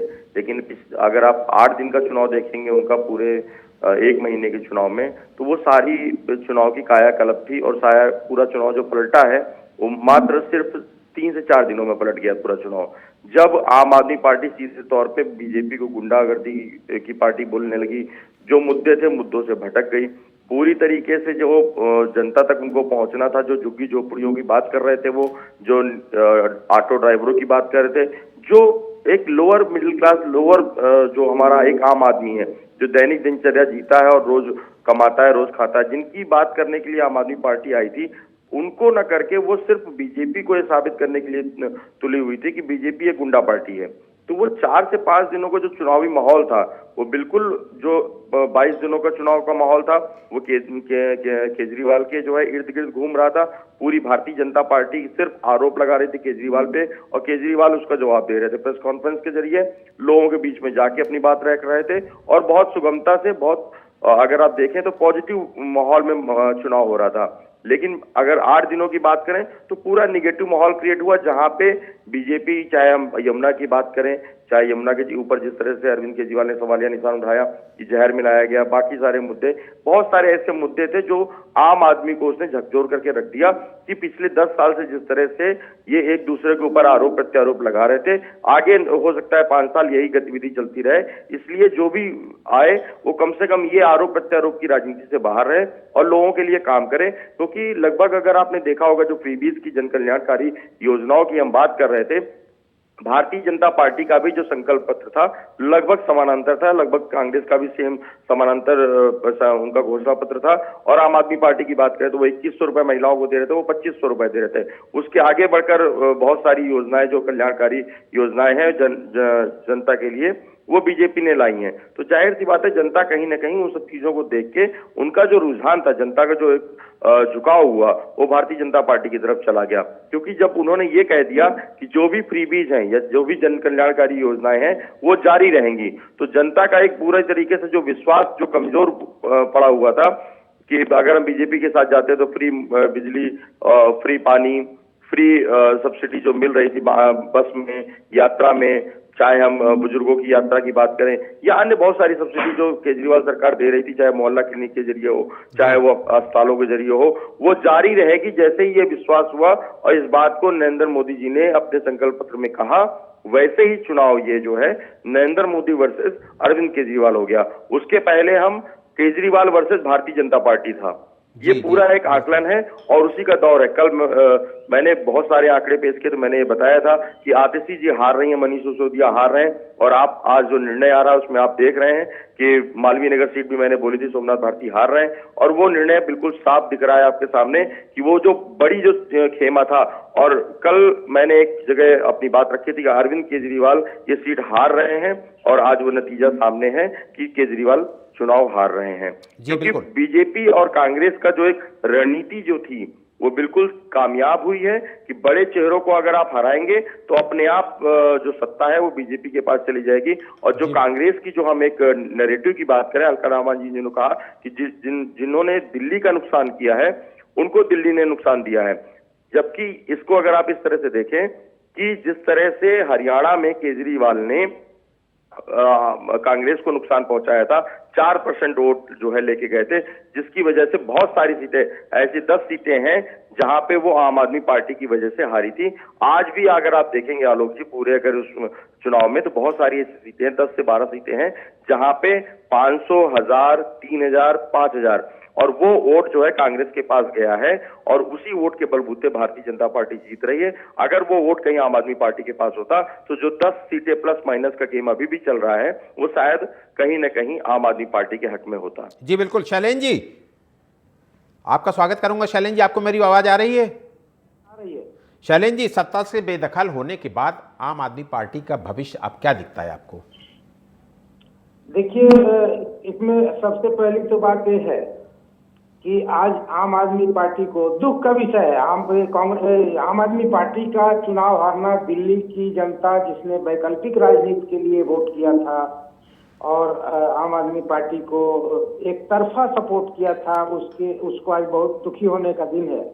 क्योंकि आज अन्ना हजारे की श्राप और प्रत्येक ऐसे छोटे बड़े कार्यकर्ताओं का श्राप जिन्होंने अपना सब कुछ निछावर कर दिया था अरविंद केजरीवाल जी के पीछे कि एक वैकल्पिक राजनीति होगी और कांग्रेस और बीजेपी से इतर एक नई राजनीति होगी जिसके ऊपर हमारे बच्चों को हमारा बच्चों का भविष्य उज्जवल होगा, तो वो सारी चीजें खत्म हो गई। धीरे धीरे अच्छे लोगों ने पार्टी को छोड़ना शुरू किया और दोनों पार्टियों से, कांग्रेस बीजेपी के सारे कूड़े कबाड़े माफिया, गुंडे, राशन माफिया, दारू माफिया सारे आम आदमी पार्टी में आ गए और आम आदमी पार्टी एक गैंग का रूप ले लिया और गैंग के सरगना अरविंद केजरीवाल जी हो गए। तो इस तरीके से ये दिल्ली की जनता का बड़ा दिल टूटा है। लेकिन खुशी इस बात की है कि जल घोटाला करने वाले, राशन घोटाला करने वाले या स्कूल भवन में को बनाने में घोटाला करने वाले, मोहल्ला क्लिनिक का घोटाला करने वाले की हालत वैसी हो जाएगी आने वाले दिनों में। आप देखेंगे एक असम गण परिषद होता था। ठीक है शैलेंद्र जी, आपके पास आऊंगा। डॉक्टर सुनील के पास चलेंगे। डॉक्टर सुनील विपुल, बहुत महत्वपूर्ण, 5 साल क्या आम आदमी पार्टी के पास धैर्य होगा विपक्ष में बैठने का? क्योंकि अब तो जो तस्वीर आ रही दिल्ली की वो बिल्कुल क्लियर होती जा रही है, उसमें से बीजेपी को सत्ता मिलती बिल्कुल साफ दिख रही है और ये भी तय है कि आम आदमी पार्टी को विपक्ष के रूप में दिल्ली की जनता ने स्वीकार कर लिया है। सीटें उनकी भी 24 और 25 के आसपास टिकी हुई हैं, तो इसका मतलब कि वो एक मजबूत विपक्ष के तौर पर रहेंगे। लेकिन क्या आम आदमी पार्टी में इतना धैर्य है कि वो 5 साल तक विपक्ष के रूप में बीजेपी को फेस कर सकें? जी नमस्कार आलोक जी, पिछले लगभग सप्ताह दिन से 2-3 बार जब भी आपसे भी बात हुई आपके चैनल पर भी, तो मैं ये बात लगातार कह रहा हूं कि भारतीय जनता पार्टी 30 से ऊपर सीट लेकर के आ रही है और निश्चित तौर पर अंतिम सप्ताह में चुनाव बदला है और आम आदमी पार्टी भी 30 के इर्द गिर्द रहेगी, जो 25, 26, 24 जो भी सीट आ रही है। तो लेकिन संकट जो सवाल है आपका, संकट आने वाले दिनों में होने वाला है। अगर 24, 25, 26 सीट के साथ, जितनी भी सीट के साथ, 30 के नीचे की सीट के साथ ये विपक्ष की भूमिका में जाते हैं तो निश्चित तौर पर आम आदमी पार्टी उस स्थिरता को नहीं कायम रख पाएगी जो पिछले 1 दशक से उसकी राजनीतिक दल में एक नंबर, 2 नंबर, 3 नंबर के नेता बन करके थे। वो नहीं होगा, इस पार्टी में टूट फूट होगी और निश्चित तौर पर मैं लगातार ये भी कह रहा हूं कि जिस चाल चरित्र, ईमानदारी, सत्यनिष्ठा के ध्येय को लेकर के राजनीति में अरविंद केजरीवाल आए थे, उसे वैकल्पिक धारा की राजनीति को लेकर के आने वाले अरविंद केजरीवाल ने मुख्य धारा को इतना फॉलो किया कि दिल्ली की जनता को आकर के जवाब देना पड़ा चुनाव में कि भाई मुख्य धारा की राजनीति ही अगर तुम भी कर रहे हो तो हमारे लिए भारतीय जनता पार्टी तुमसे ज्यादा उपयुक्त है, आपसे ज्यादा उपयुक्त। बिल्कुल। मतलब इन मत के साथ दिल्ली की जनता ने एक शानदार मैंडेट दिया है और निश्चित तौर पे भारतीय जनता पार्टी के उन कार्यकर्ताओं का, उन विंग को धन्यवाद करना होगा, उन विंग को मतलब। ठीक है डॉक्टर सुनील आपके पास आऊंगा। भोगेंद्र पाठक जी, एंटी इनकम्पेंसी से निपटने के लिए आम आदमी पार्टी ने 2 दर्जन से ज़्यादा अपने एमएलएस को टिकट काट दिए, कुछ और भी इन्होंने प्लानिंग की और भी रणनीति की, और यहाँ तक कि आप ये देखिए कि उन्होंने अपने स्पीकर तक का टिकट काट दिया। क्या ये उनके लिए घातक साबित हुआ? नहीं, क्योंकि उनमें से 8 एमएलए तो बीजेपी में ही चले गए। देखिए, थोड़ा बहुत तो असर पड़ा ही है, लेकिन मूल बात है जनता क्या सोच रही थी। एक व्यक्ति से 70 वर्षीय, लगभग 70 वर्ष के व्यक्ति होंगे, उनसे मैंने पूछा, वो आम आदमी पार्टी के समर्थक थे, इस बार देख रहा था कि बीजेपी का समर्थन कर रहे हैं। मैंने पूछा ऐसा क्यों? तो उन्होंने कहा, कुपथ रथ दौड़ आता जो पथ निर्देशक हुआ है, लाज लजाती जिसकी कृति से धृति उपदेशक हुआ है, जनता धरती पर बैठी है, नभ में मंच खड़ा है, जो जितना है दूर मही से उतना वही बड़ा है। बोला जो जितना बड़ा दिल्ली का शत्रु है वो उतने बड़े पद पर बैठा हुआ है दिल्ली की राजनीति के बारे में। इसलिए उन्होंने कहा कि नहीं, हमें किसे वोट देना है? भारतीय जनता पार्टी को। इसलिए कि केजरीवाल कुपथ रथ दौड़ आते हैं, अपने गलत काम करते हैं। और एक ऐसे व्यक्ति से जो पुजारी हैं सामान्य वर्ग में, वो आम आदमी पार्टी को वोट दिया करते थे, उनसे जब चर्चा हुई, वो इस बार उनका मूड बदला हुआ था, वो बीजेपी की तरफ थे। हमने कहा ऐसा क्यों हुआ, लोभ में आप क्यों पड़े? तो उन्होंने एक चाणक्य नीति का एक श्लोक सुनाया, कहा, न निर्मिता केन न दृष्ट पूर्वा न श्रूयते हेम मई कुरंगी। न निर्मिता के न किसी ने बनाया है, न निर्मिता के न दृष्ट पूर्वा न किसी ने देखा, हेम मई कुरंगी की स्वर्ण का मृग होता है, ये न तो किसी ने सुना, न देखा, न बनाया, तथापि तृष्णा रघुनंदनस्य। फिर भी श्री राम को लोभ हो गया स्वर्ण मृग पर, विनाश काले विपरीत बुद्धि। उन्होंने कहा कि बुद्धि ही विपरीत हो गई थी, इसलिए कि विनाश लिखा था, और इसलिए हम आम आदमी पार्टी को वोट दे रहे थे। ये जनता का जो निर्णय होता है ना, वो एक बात से वो जनता प्रभावित, कई बातें जब एकत्र होती हैं और जब अनुभव बता देता है कि हम पहले जहाँ वोट दे रहे थे वो गलत था, तो वो जनता स्वयं फैसला लेती है। और भारत की प्रजातंत्र का मूल भी यही है कि जनता सोचती है और सोच विचार कर वोट देती है।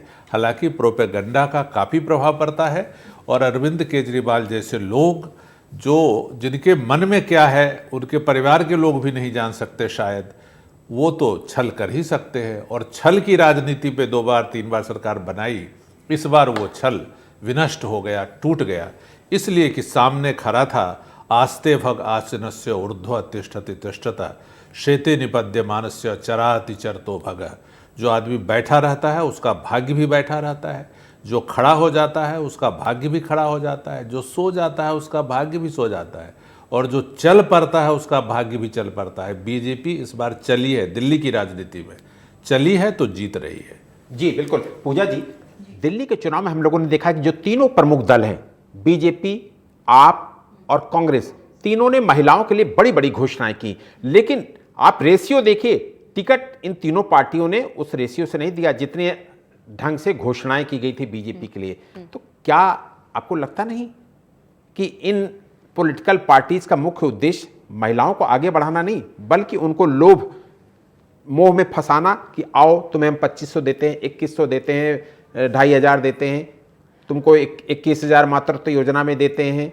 आलोक जी, देखिए, जो किसी भी पार्टी की अगर हम बात करें, बीजेपी की बात करें, कांग्रेस की बात करें या आम आदमी पार्टी की बात करें, तीनों ही पार्टीज़ ने 9 टिकट्स निकाले हैं महिलाओं के लिए। उससे ज़्यादा किसी भी पार्टी ने निकाला ही नहीं है।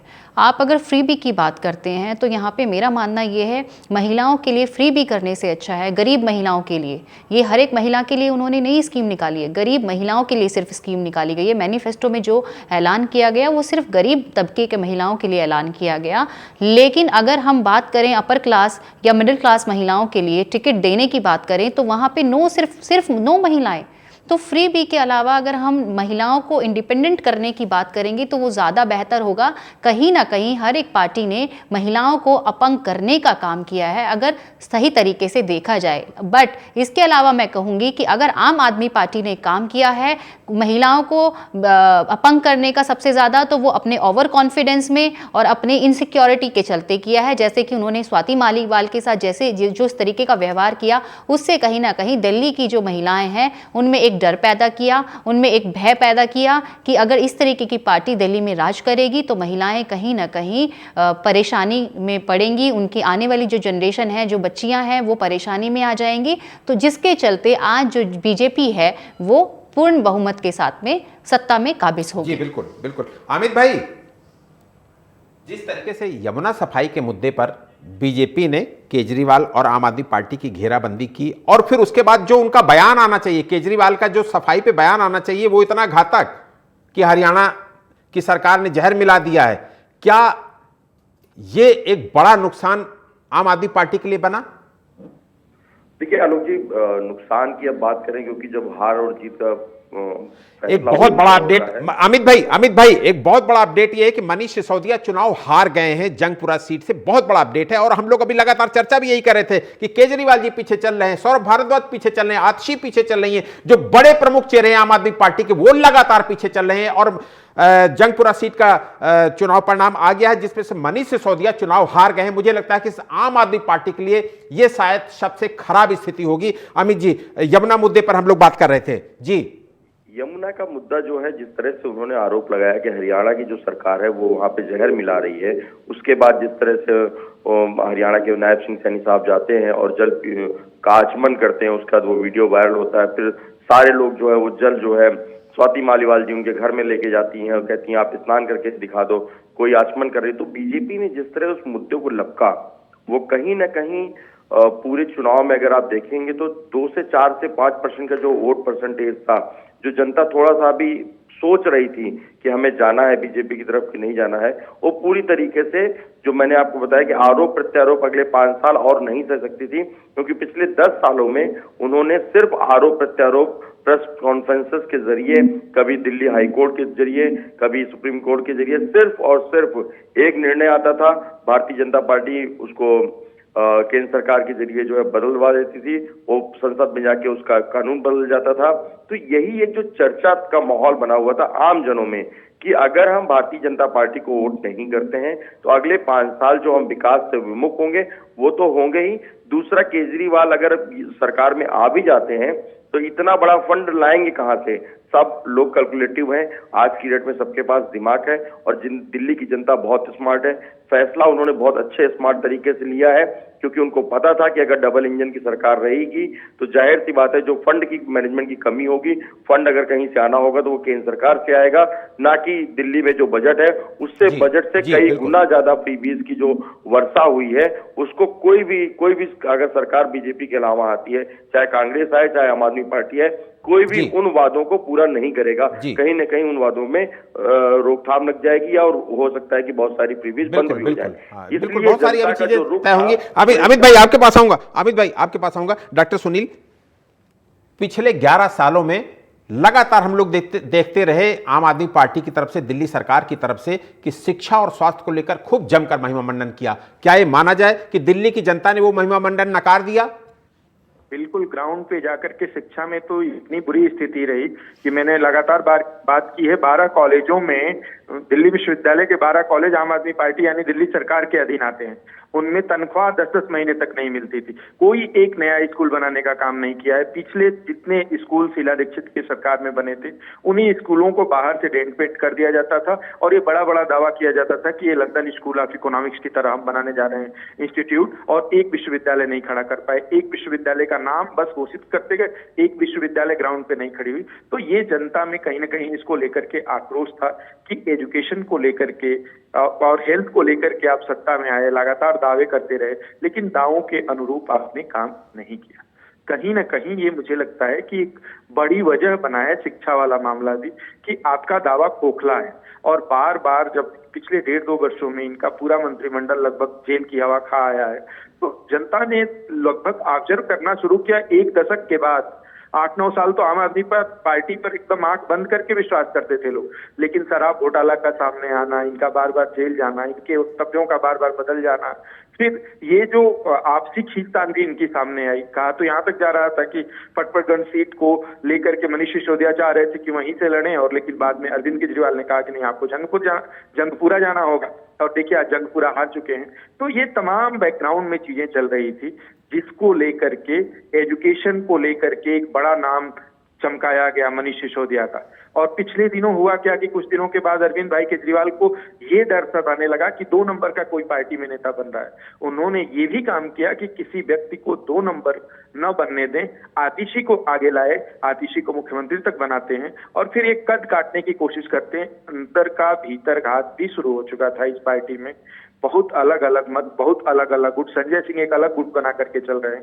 तो इन तमाम वजहों की वजह से मुझे लगता है कि दिल्ली में आम आदमी पार्टी ने सत्ता कमाया है। एक बार फिर हम लोग दिल्ली की सियासत पर चर्चा करेंगे और एक बड़ी खबर यह है जंगपुरा सीट की, जिसमें मनीष सिसोदिया चुनाव हार गए हैं, पूर्व डिप्टी सीएम रहे, और सबसे बड़ी बात कि आम आदमी पार्टी को खड़ा करने वाले चेहरों के रूप में वो जाने जाते रहे हैं। बीजेपी के तरविंदर सिंह मरवा, उनको ये जीत मिली है। जंगपुरा सीट से मनीष सिसोदिया हार गए हैं। पूर्व डिप्टी सीएम मनीष सिसोदिया और आम आदमी पार्टी के बड़े चेहरे वो चुनाव हारे हैं। लगभग 600 वोटों से ये चुनाव हारे हैं। बहुत बड़ी खबर। और इसके अलावा केजरीवाल, जो बड़ा चेहरा आम आदमी पार्टी के, वो भी अभी फिलहाल पीछे चल रहे हैं। दिल्ली की वर्तमान सीएम आतिशी, वो भी पीछे चल रही हैं। सौरभ भारद्वाज पीछे चल रहे हैं। सोमनाथ भारती पीछे चल रहे हैं। ये सारे बड़े चेहरे हैं। और दुर्गेश पाठक भी चुनाव हार गए हैं, वो भी बड़े चेहरे हैं आम आदमी पार्टी के। आम आदमी पार्टी के सारे बड़े चेहरे, उनकी सबकी सीटें फंसी हुई नजर आ रही हैं। दिल्ली के पूर्व सीएम अरविंद केजरीवाल, उनकी सीट फंसी हुई है। दिल्ली के वर्तमान सीएम आतिशी, वो उनकी भी सीट फंसी हुई है। और जंगपुरा सीट से बीजेपी के तरविंदर सिंह मरवाहा को 600 वोटों से जीत मिल चुकी है। तो एक बार फिर हम अपने तमाम सारे मेहमान हमारे साथ जुड़े हुए हैं। हमारे साथ हमारे स्टूडियो में भोगेंद्र पाठक जी हैं, पूजा जी हैं, इसके अलावा डॉक्टर सुनील विपुल, अमित तिवारी और शैलेंद्र जी हमारे साथ जुड़े हुए हैं। आपका एक बार फिर सारे मेहमानों का स्वागत करूंगा। और एक बार पूजा जी के पास चलूंगा, चूंकि ये सवाल पूजा जी से ही बनता है। पूजा जी, हम लोगों ने देखा कि बीजेपी ने एक पिछले 2-3 सालों के अंदर एक बड़ी स्ट्रेटजी अपनाई और आधी आबादी को कैसे लुभाना है, वो बीजेपी ने ट्रेंड शुरू किया। मध्य प्रदेश से ये ट्रेंड शुरू हुआ, उसके बाद हरियाणा में चुनाव फंसा हुआ था बीजेपी का, वहां पर भी यही सारी चीजें लागू की गई। हरियाणा भी जीते। महाराष्ट्र में भी ये लग रहा था कि बड़ी मुश्किलों में है बीजेपी और बीजेपी गठबंधन, लेकिन वहां पर भी वही ट्रेंड शुरू किया, आधी आबादी को रिझाने वाला, वहां पर भी कामयाब रहे। और मुझे लगता है कि दिल्ली में चूंकि चुनाव फंसा दिखा, तो दिल्ली में भी यही ट्रेंड लागू किया और यहां कहीं ना कहीं बीजेपी को एक बार इसी वजह से एक बार फिर बड़ी सफलता मिलती दिख रही है। जी देखिए, बीजेपी शुरू से ही जो है सभी लोगों पे ध्यान देती आई है। उनका कभी किसी वर्ग, किसी जाति या किसी जेंडर को लेकर के कभी से भी स्पेसिफिक कोई क्राइटेरिया नहीं रहा। वो सभी को साथ में लेके चलने वाली पार्टी है, जितना भी मैंने अब तक ऑब्जर्व किया है। आप देखिएगा, महिलाओं के लिए स्पेशल उन्होंने फोकस किया हर एक चीज़ पे। गरीब तबके की महिलाओं के लिए जैसे दिल्ली में 2500 रुपये देने का ऐलान किया, वहीं जिस दिन बजट पेश हुआ उस दिन अपर क्लास महिलाओं के लिए भी उन्होंने 2 CRs हर एक महिला को देने की उन्होंने उन्होंने बात कही कि हम बतौर लोन उनको 2 करोड़ रुपए देने की बात करते हैं, जिसमें कि वो अपना बिजनेस कर सकेंगी और तमाम चीज़ें कर सकेंगी जो इंडिपेंडेंट होना चाहती हैं। तो महिलाओं को लेकर के फोकस किया। उसके साथ ही अनदर आप जितने भी आप देखेंगे, आप किसानों को लेकर अगर बात करें तो वहाँ पे क्रेडिट कार्ड की जो वैल्यू है 3 लाख से लेकर उन्होंने 5 लाख तक कर दी। ऐसी बहुत सारी चीज़ें हैं। बिहार में उन्होंने स्पेशल फोकस किया, एयरपोर्ट पे अलग फोकस किया, ट्रैवल टूरिज्म पे अलग फोकस किया। हर एक चीज़ को फोकस करके उन्होंने ये सारी चीज़ें प्री प्लान ऑलरेडी किया हुआ था। और पहले से जब ये पार्टी काबिज हुई, जब देश में ये पार्टी बनी, उस टाइम पे ही सभी को साथ में चलने की बात कही गई थी, जिसको कहीं ना कहीं मोदी जी ने सेम चीज़ को कंसिस्टेंसी में रखा। और आज ये जो पार्टी है कहीं ना कहीं बहुत बड़े फ्रेम में दुनिया के सामने है, जनता पूजा के जी, सामने। रोकना चाहूंगा, एक बहुत बड़ी खबर आई है, अरविंद केजरीवाल भी चुनाव हार गए हैं। अभी हम लोग लगातार जिक्र कर रहे थे कि अरविंद केजरीवाल भी चुनाव हार सकते हैं, अरविंद केजरीवाल पीछे चल रहे हैं। और ये दूसरी बड़ी खबर, अभी deputy CM Manish Sisodia Jangpura seat से हारे और नई दिल्ली सीट से अरविंद केजरीवाल भी चुनाव हार गए हैं। दूसरा बड़ा चेहरा आम आदमी पार्टी का, वो भी चुनाव हार गए हैं। और अभी हम लोग ये भी जिक्र कर रहे थे कि वर्तमान सीएम आक्षी भी पीछे चल रही है, उनके मंत्री सौरभ भारद्वाज पीछे चल रहे हैं और दुर्गेश पाठक भी चुनाव हार गए हैं। ये बड़ी खबर आम आदमी पार्टी को मुझे लगता है कि बड़ा झटका देने वाली खबर है। मैं इस पर भी भूपेंद्र पाठक जी से रिएक्शन चाहूंगा। बिल्कुल, देखिए, दिल्ली की जो दुर्दशा करने वाला नायक है, कृपया लाइन पर बने रहिए। परास्त हुआ है, ये बहुत बड़ी बात है दिल्ली के लिए, खुशी की बात है। देखिए, वोट कौन जीता कौन हारा ये एक अलग बात है, लेकिन कोई ऐसा व्यक्ति जो दिल्ली की दुर्दशा कर दे, जो प्रदूषण बढ़ा दे, जो सड़कों पे भीड़ बढ़ा दे, जो स्वच्छ पानी न दे पाए, स्वच्छ हवा दुर्लभ कर दे, जिसके कारण शिक्षा रुक जाए, बाधित हो जाए, कॉलेज के आचार्यों को वेतन न मिले, ऐसे व्यक्ति का हारना दिल्ली के लिए शुभ है। और आने वाला वक्त बेहतर होगा, ये होना ही था, इसलिए कि ठगना सब दिन नहीं चल सकता। जी अमित भाई, आपके पास आऊंगा। अमित भाई, सारे बड़े चेहरे जो पिछले 2-3 दिनों से चर्चा आप कर रहे थे, सारे बड़े चेहरे हारते दिख रहे हैं, या तो हार गए या हारते दिख रहे हैं। निश्चित तौर पे अभी एक अपडेट और भी है, कुलदीप कुमार जो कोंडली से प्रवक्ता भी थे आम आदमी पार्टी के, वो भी हार गए। वहां से प्रियंका गौतम शायद जीत चुकी हैं भारतीय जनता पार्टी से। तो ऐसे जितने भी बड़े चेहरे जो मीडिया से मुखातिब थे, चाहे दुर्गेश पाठक की आप बात करें, वो भी चुनाव हार गए हैं। आतिशी जी, सोमनाथ भारती जी, सब लोग पीछे चल रहे हैं। और लगभग अगर आप देखेंगे तो ये एक प्रॉपर तरीके से बीजेपी की सोची समझी रणनीति का हिस्सा रहा है, जहां पे इन्होंने बड़े नेताओं को, रमेश बिधूड़ी जैसे जो 2 बार के सांसद रहे, एक बड़ा चेहरा है बिधूड़ी जी, उनको वहां से कालकाजी सीट से टिकट दिया। प्रवेश वर्मा की बात करें, 2 बार सांसद रहे, मुख्यमंत्री, पूर्व मुख्यमंत्री के बेटे हैं, उनको अरविंद केजरीवाल के सामने खड़ा किया। और वो लगातार, जिस तरह से मैंने कहा कि पूरी की पूरी बीजेपी अरविंद केजरीवाल नई दिल्ली सीट के इर्द गिर्द घूम रही थी, और जिस तरह से बीजेपी और आरएसएस और उनके जो पन्ना प्रमुख थे, जिस तरह झुग्गी झोपड़ियों में जाके उन्होंने प्रचार प्रसार किया है, वो काबिले तारीफ रहा है। और उसका नतीजा ये है कि आज प्रवेश वर्मा जी वहां से जीत गए हैं। अगर हम बात करें चांदनी चौक एरिया की, तो वहां पे भी बीजेपी के पास लगभग 4 सीटें आती हुई दिख रही हैं। अगर आप बात करें कि पटेल नगर की, तो अभी फिलहाल वहां पे बीजेपी पीछे चल रही है। बहुत सारे ऐसे पार्टी जो सीटें हैं जो आम आदमी पार्टी के खेमे में थी, या आम आदमी पार्टी से जो 8 से 10 विधायकों को जो टिकट कटा था, उसमें से 8 विधायक जो बीजेपी में चले गए। और वही अगर आप देखेंगे तो बहुत अच्छी टक्कर दी मनीष सिसोदिया को, और वो जीत के बाहर आए। 1 महीने पहले ही वो आम आदमी पार्टी से वहां पे गए थे, फिर वो जीत के बाहर आए। ऐसे बहुत सारे कॉन्स्टिट्यूंसी हैं जहां पे आम आदमी पार्टी के पूर्व कैंडिडेट्स ने या पूर्व कार्यकर्ताओं ने आम आदमी पार्टी के बड़े नेताओं को हराया है। और ये एक पूरी तरीके से अगर आप देखें तो ये बीजेपी की रणनीति रही है और उसका हिस्सा रहा है। और जनता तक जो मैसेज जाना चाहिए था, तो आपने जो यमुना वाला एक जिक्र किया था, यमुना का जो बयान था केजरीवाल का, वो बहुत बड़ा डेंट था उनके लिए। बीजेपी ने जिस तरह लपका और जिस तरह से आरोप प्रत्यारोप की राजनीति को उन्होंने पहुंचाया कि अगले 5 साल अगर ये लोग बनेंगे और तो इसी तरह आपके ऊपर सिर्फ आरोप प्रत्यारोप करेंगे, जो आपका विकास होना है, जो जनता का विकास होना है, जो जनता की जन कल्याणकारी योजनाएं हैं, वो जनता तक नहीं पहुंचेंगी। सिर्फ यही कारण है पूरी अगर तरीके से देखें तो आम आदमी पार्टी की हार का। जी बिल्कुल। शैलेंद्र जी, ये अप्रत्याशित परिणाम आप देखिए कि जितने बड़े नेता आम आदमी पार्टी के, वो सारे या तो हार रहे हैं या हारते दिख रहे हैं। बड़े चेहरे, अरविंद केजरीवाल वो चुनाव हार गए, मनीष सिसोदिया वो चुनाव हार गए, दुर्गेश पाठक चुनाव हार गए, कुलदीप कुमार चुनाव हार गए। क्या बीजेपी ने इन बड़े चेहरों को ही टारगेट करके रखा था? वजह यह थी कि इनको हराओ, उसके बाद अपने आप माहौल बनेगा।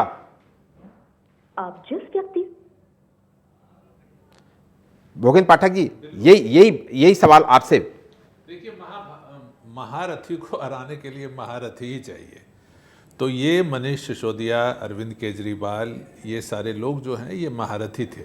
इसीलिए देखिए, पूर्व सांसदों को इनके विरोध में खड़ा किया है ना, और मैंने पूर्व सांसद और उसी हस्ती के नेताओं को।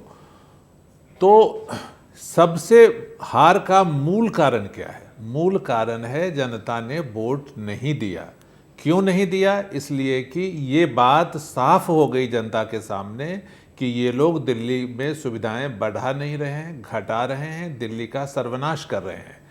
और ये बात जनता को समझाने में बीजेपी कामयाब हुई। दूसरी बात यह है कि तलवार को काटने के लिए आप चाकू से नहीं जीत सकते, तलवार ही लानी पड़ती है। जैसा मिसाइल को मिसाइल से ही ख़त्म किया जा सकता है। तो अरविंद केजरीवाल के सामने ऐसे नेता को खड़ा किया जो हराने के काबिल था और जिसने अपना पूरा वक्त दिया, 6 महीने पहले से ही वहाँ पे अपना चुनाव अभियान शुरू कर दिया था। जी ठीक है, चलें जी, आपको मेरी आवाज आ रही है?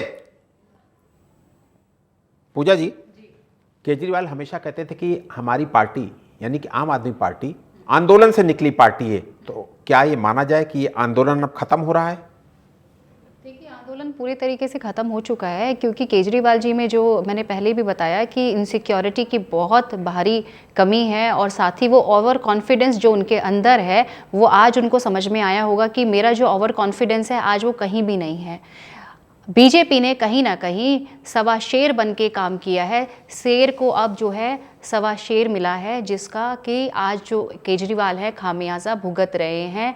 वो ठोक बजा के बोलते थे मीडिया के सामने कि दिल्ली की जनता पागल नहीं है, दिल्ली की जनता बहुत समझदार है।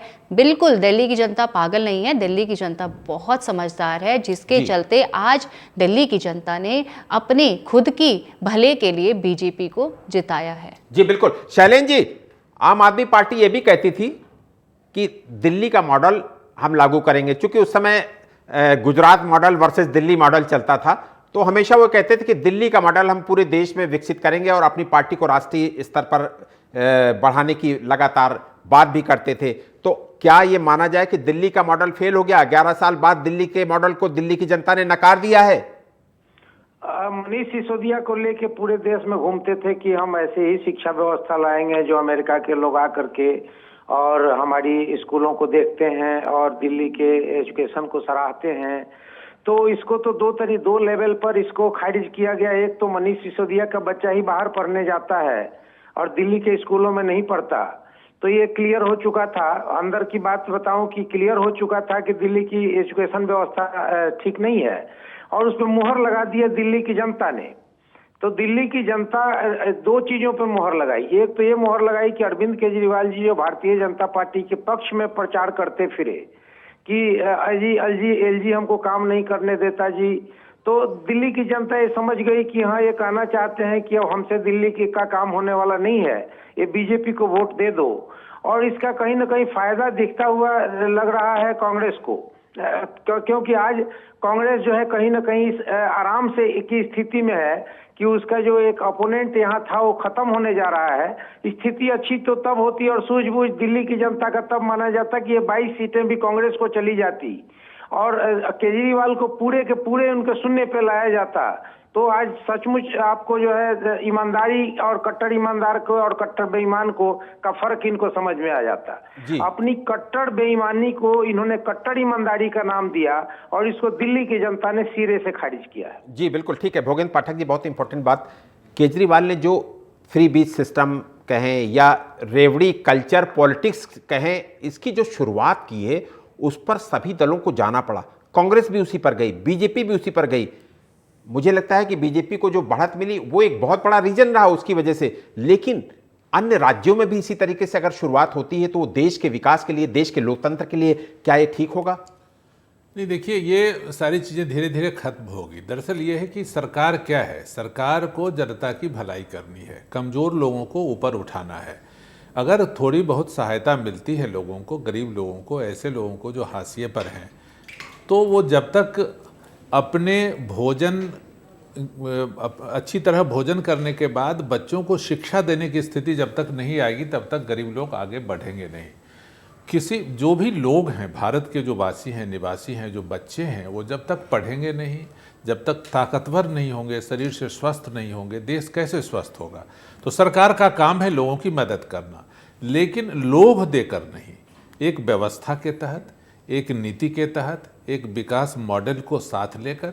और ये आम आदमी पार्टी की तरह अगर मृग मरीचिका खड़ा करेगी कोई भी सरकार, तो फिर जनता का लाभ तो होना नहीं है। लोभ में वोट लेना और एक है कि लोगों की मदद करना, सरकार का धर्म है लोगों की मदद करना। अगर सरकार लोगों की मदद न करे तो फिर सरकार क्यों, किस काम की सरकार। जी, ये जो फ्री बीज है ना, इसका देखिए आने वाले समय में आपने महिलाओं के बारे में भी प्रश्न खड़ा किया था।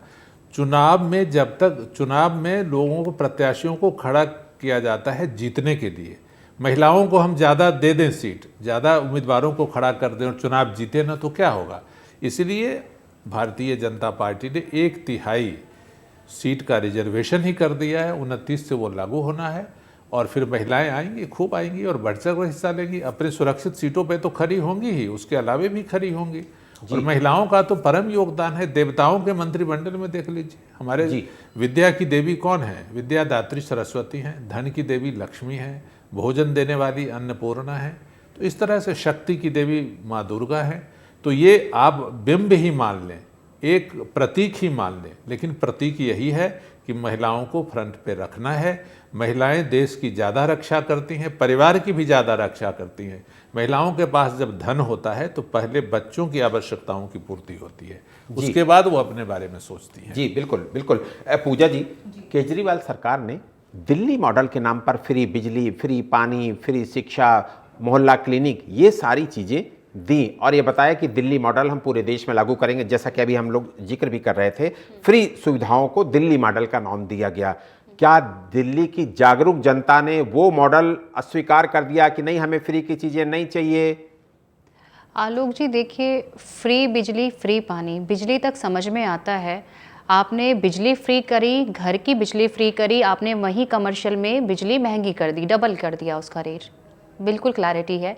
पानी की बात करें, जो पानी उन्होंने लोगों के लिए फ्री में भिजवाया, क्या वो पानी वो खुद पी सकते हैं? बिल्कुल नहीं पी सकते हैं। जिस मोहल्ला क्लिनिक का उन्होंने जिक्र किया कि मोहल्ला क्लिनिक हमने खुलवाया, क्या उस मोहल्ला क्लिनिक में उन्होंने खुद जा करके या उनके पार्टी के किसी नेता ने जाके कभी ट्रीटमेंट कराया? बिल्कुल नहीं कराया, क्योंकि वो मोहल्ला क्लिनिक किसी कोई काम का नहीं है। तो उनके जितने भी सारे ये मॉडल्स आए, ये बिल्कुल फ्लॉप मॉडल्स थे जनता के लिए, क्योंकि जो मॉडल्स वो खुद अवेल नहीं कर सकते, जो स्कीम का वो खुद लाभ नहीं ले सकते, तो वो जनता को कैसे उस चीज़ के लिए मोटिवेट कर सकते हैं कि आप जाकर के मोहल्ला क्लिनिक में ट्रीटमेंट लें या आप फ्री का पानी लें, क्योंकि पानी पीने लायक नहीं है। बिजली में उन्होंने फ्री कुछ दिया नहीं है, क्योंकि वहीं कमर्शियल की उन्होंने बिजली डबल में कर दी है। तीसरी बात, उन्होंने मोहल्ला क्लिनिक में खुद ट्रीटमेंट लिया नहीं है, तो दुनिया को कैसे बोल सकते हैं कि आप जाके मोहल्ला क्लिनिक में ट्रीटमेंट लें। इसके अलावा अगर शिक्षा क्षेत्र की बात करें, तो शिक्षा में अगर आपको मैं दिल्ली का हाल दिखाऊं, तो ज़्यादातर सरकारी स्कूलों में टीचर्स टाइम पे आते नहीं हैं, बच्चे ऐसे बंक मार के इधर उधर चले जाते हैं। हॉस्पिटल्स की बात करूं, सरकारी हॉस्पिटल्स की बात करूं, तो वहाँ पे जो डॉक्टर्स हैं वो ऑन टाइम पेशेंट्स को देखने नहीं आएंगे। या फिर सरकारी हॉस्पिटल्स के अगर शौचालय की बात करें, तो वहाँ से अगर कोई डॉक्टर गुजरेगा या कोई पेशेंट गुजरेगा, उसकी तबीयत वैसे ही ख़राब हो जाती है, इतनी गंदी स्मेल आती है वहाँ पे। तो सारी चीज़ों में कहीं ना कहीं आम आदमी पार्टी फ्लॉप नज़र आई है, जिसकी वजह से उनको सत्ता में से आज जाना पड़ रहा है। और आम आदमी पार्टी को ये समझना होगा कि अगर उनको पंजाब में एज इट इज़ रहना है, तो उनको बेसिस पे काम करना पड़ेगा। दावे करने के बजाय काम करने पे ध्यान देंगे तो ज़्यादा बेहतर रहेगा। जी, फिलहाल एक राहत भरी खबर मुझे लगता है आम आदमी पार्टी के लिए है कि आतिशी वो कालका जी सीट से चुनाव जीत गई हैं, रमेश विधुड़ी चुनाव हार गए हैं। ये मुझे लगता है बहुत बड़ी राहत की बात है आम आदमी पार्टी के लिए, क्योंकि आम आदमी पार्टी के सारे बड़े चेहरे, उनकी सीटें फंसी हुई थी और 2 बड़े चेहरे अरविंद केजरीवाल और मनीष सिसोदिया वो चुनाव हार गए, दुर्गेश पाठक चुनाव हार गए, कुलदीप कुमार चुनाव हार गए। ये एक बड़ी राहत की खबर मुझे लगता है आम आदमी पार्टी के लिए। लेकिन आम आदमी पार्टी टैली में आप देखिए कि बिल्कुल नीचे जाती जा रही है। 22 सीटों पर पहुंच गई है आम आदमी पार्टी और बीजेपी 48 सीटों पर पहुंच गई है। बीजेपी के लिए ये एक तरीके से एक तरफा चुनाव, बड़ी जीत की तरफ बीजेपी आगे बढ़ रही है। अमित तिवारी जी, दिल्ली में हम लोगों ने जो चुनाव देखा वो केजरीवाल की गारंटी वर्सेस मोदी की गारंटी पर हो रहा था चुनाव। मुझे लगता है कि मोदी की गारंटी पर ज्यादा भरोसा किया दिल्ली वालों ने। जी बिल्कुल, निश्चित तौर पे केजरीवाल की गारंटी कहीं ना कहीं फीकी पड़ती हुई दिखाई दे रही है। 22 सीटों से आप अगर देखें, कहीं ये अगर 18 या 20 सीटों पे आ जाता है तो ये बहुत बुरा प्रदर्शन होगा टोटल आम आदमी पार्टी का। अभी तक जब वो पहली बार चुनाव लड़े थे तब भी उनकी 28 सीटें आई थी। अगर ये 2025 में चुनाव अपने काम के बदले वोट मांग रहे थे तब इनको 22 सीटें मिल रही, 23 सीटें पे पहुंच रही हैं, तो एक बहुत बहुत बहुत बुरी खबर है आम आदमी पार्टी के लिए।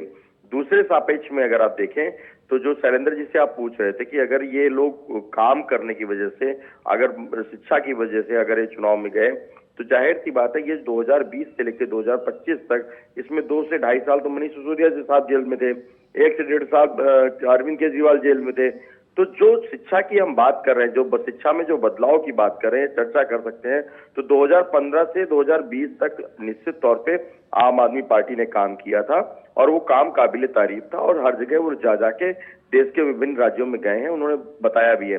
लेकिन 2020 के बाद जिस तरह से कोविड आया, कोविड के बाद जिस तरह से घोटालों का आरोप लगा, शराब घोटाला हुआ, बहुत सारे जो आपने देखा होगा कि स्कूलों के सामने जो है शराब के ठेके खुल गए, एक के साथ एक फ्री मिलने लगी।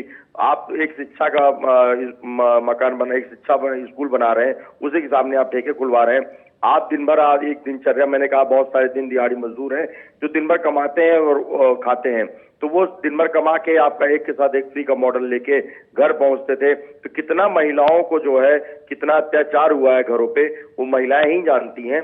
और शायद वो जो प्रारूप है जो आपको देखने को मिल रहा है, वो रिजल्ट जो नतीजे हैं वो सामने है। कहीं ना कहीं महिलाओं ने इसका भी एक रोष रहा है और वो आम आदमी पार्टी के खिलाफ उन्होंने वोट डाला है। और ये जो है पूरी तरीके से अगर आप चर्चा करें तो आम आदमी पार्टी का जो शराब घोटाला था या शराब फ्री मॉडल था, एक के साथ एक फ्री, वो कहीं ना कहीं महिलाओं के दिलों और दिमाग में एक तरीके से गहन जो है अपनी छाप छोड़ गया था, क्योंकि बहुत उन्होंने दुख झेले हैं। और दिन भर लोग दिहाड़ी मजदूर हैं, कमाते हैं, घर में जाते हैं, एक टाइम का उनके पास भोजन का पैसा होता है, 200, 500, 1000 रुपए कमा के जाते हैं। अगर वो 200 रुपए की, 250 रुपए की शराब पी जाते हैं तो जाहिर सी मतलब उज्जवल भविष्य की कामना क्या करें हम, जब शिक्षा के जो स्कूल है उसके। ठीक है अमित भाई, वक्त हमें इतने की इजाजत देता है। दिल्ली की सियासत में पल पल परिवर्तन हो रहा है।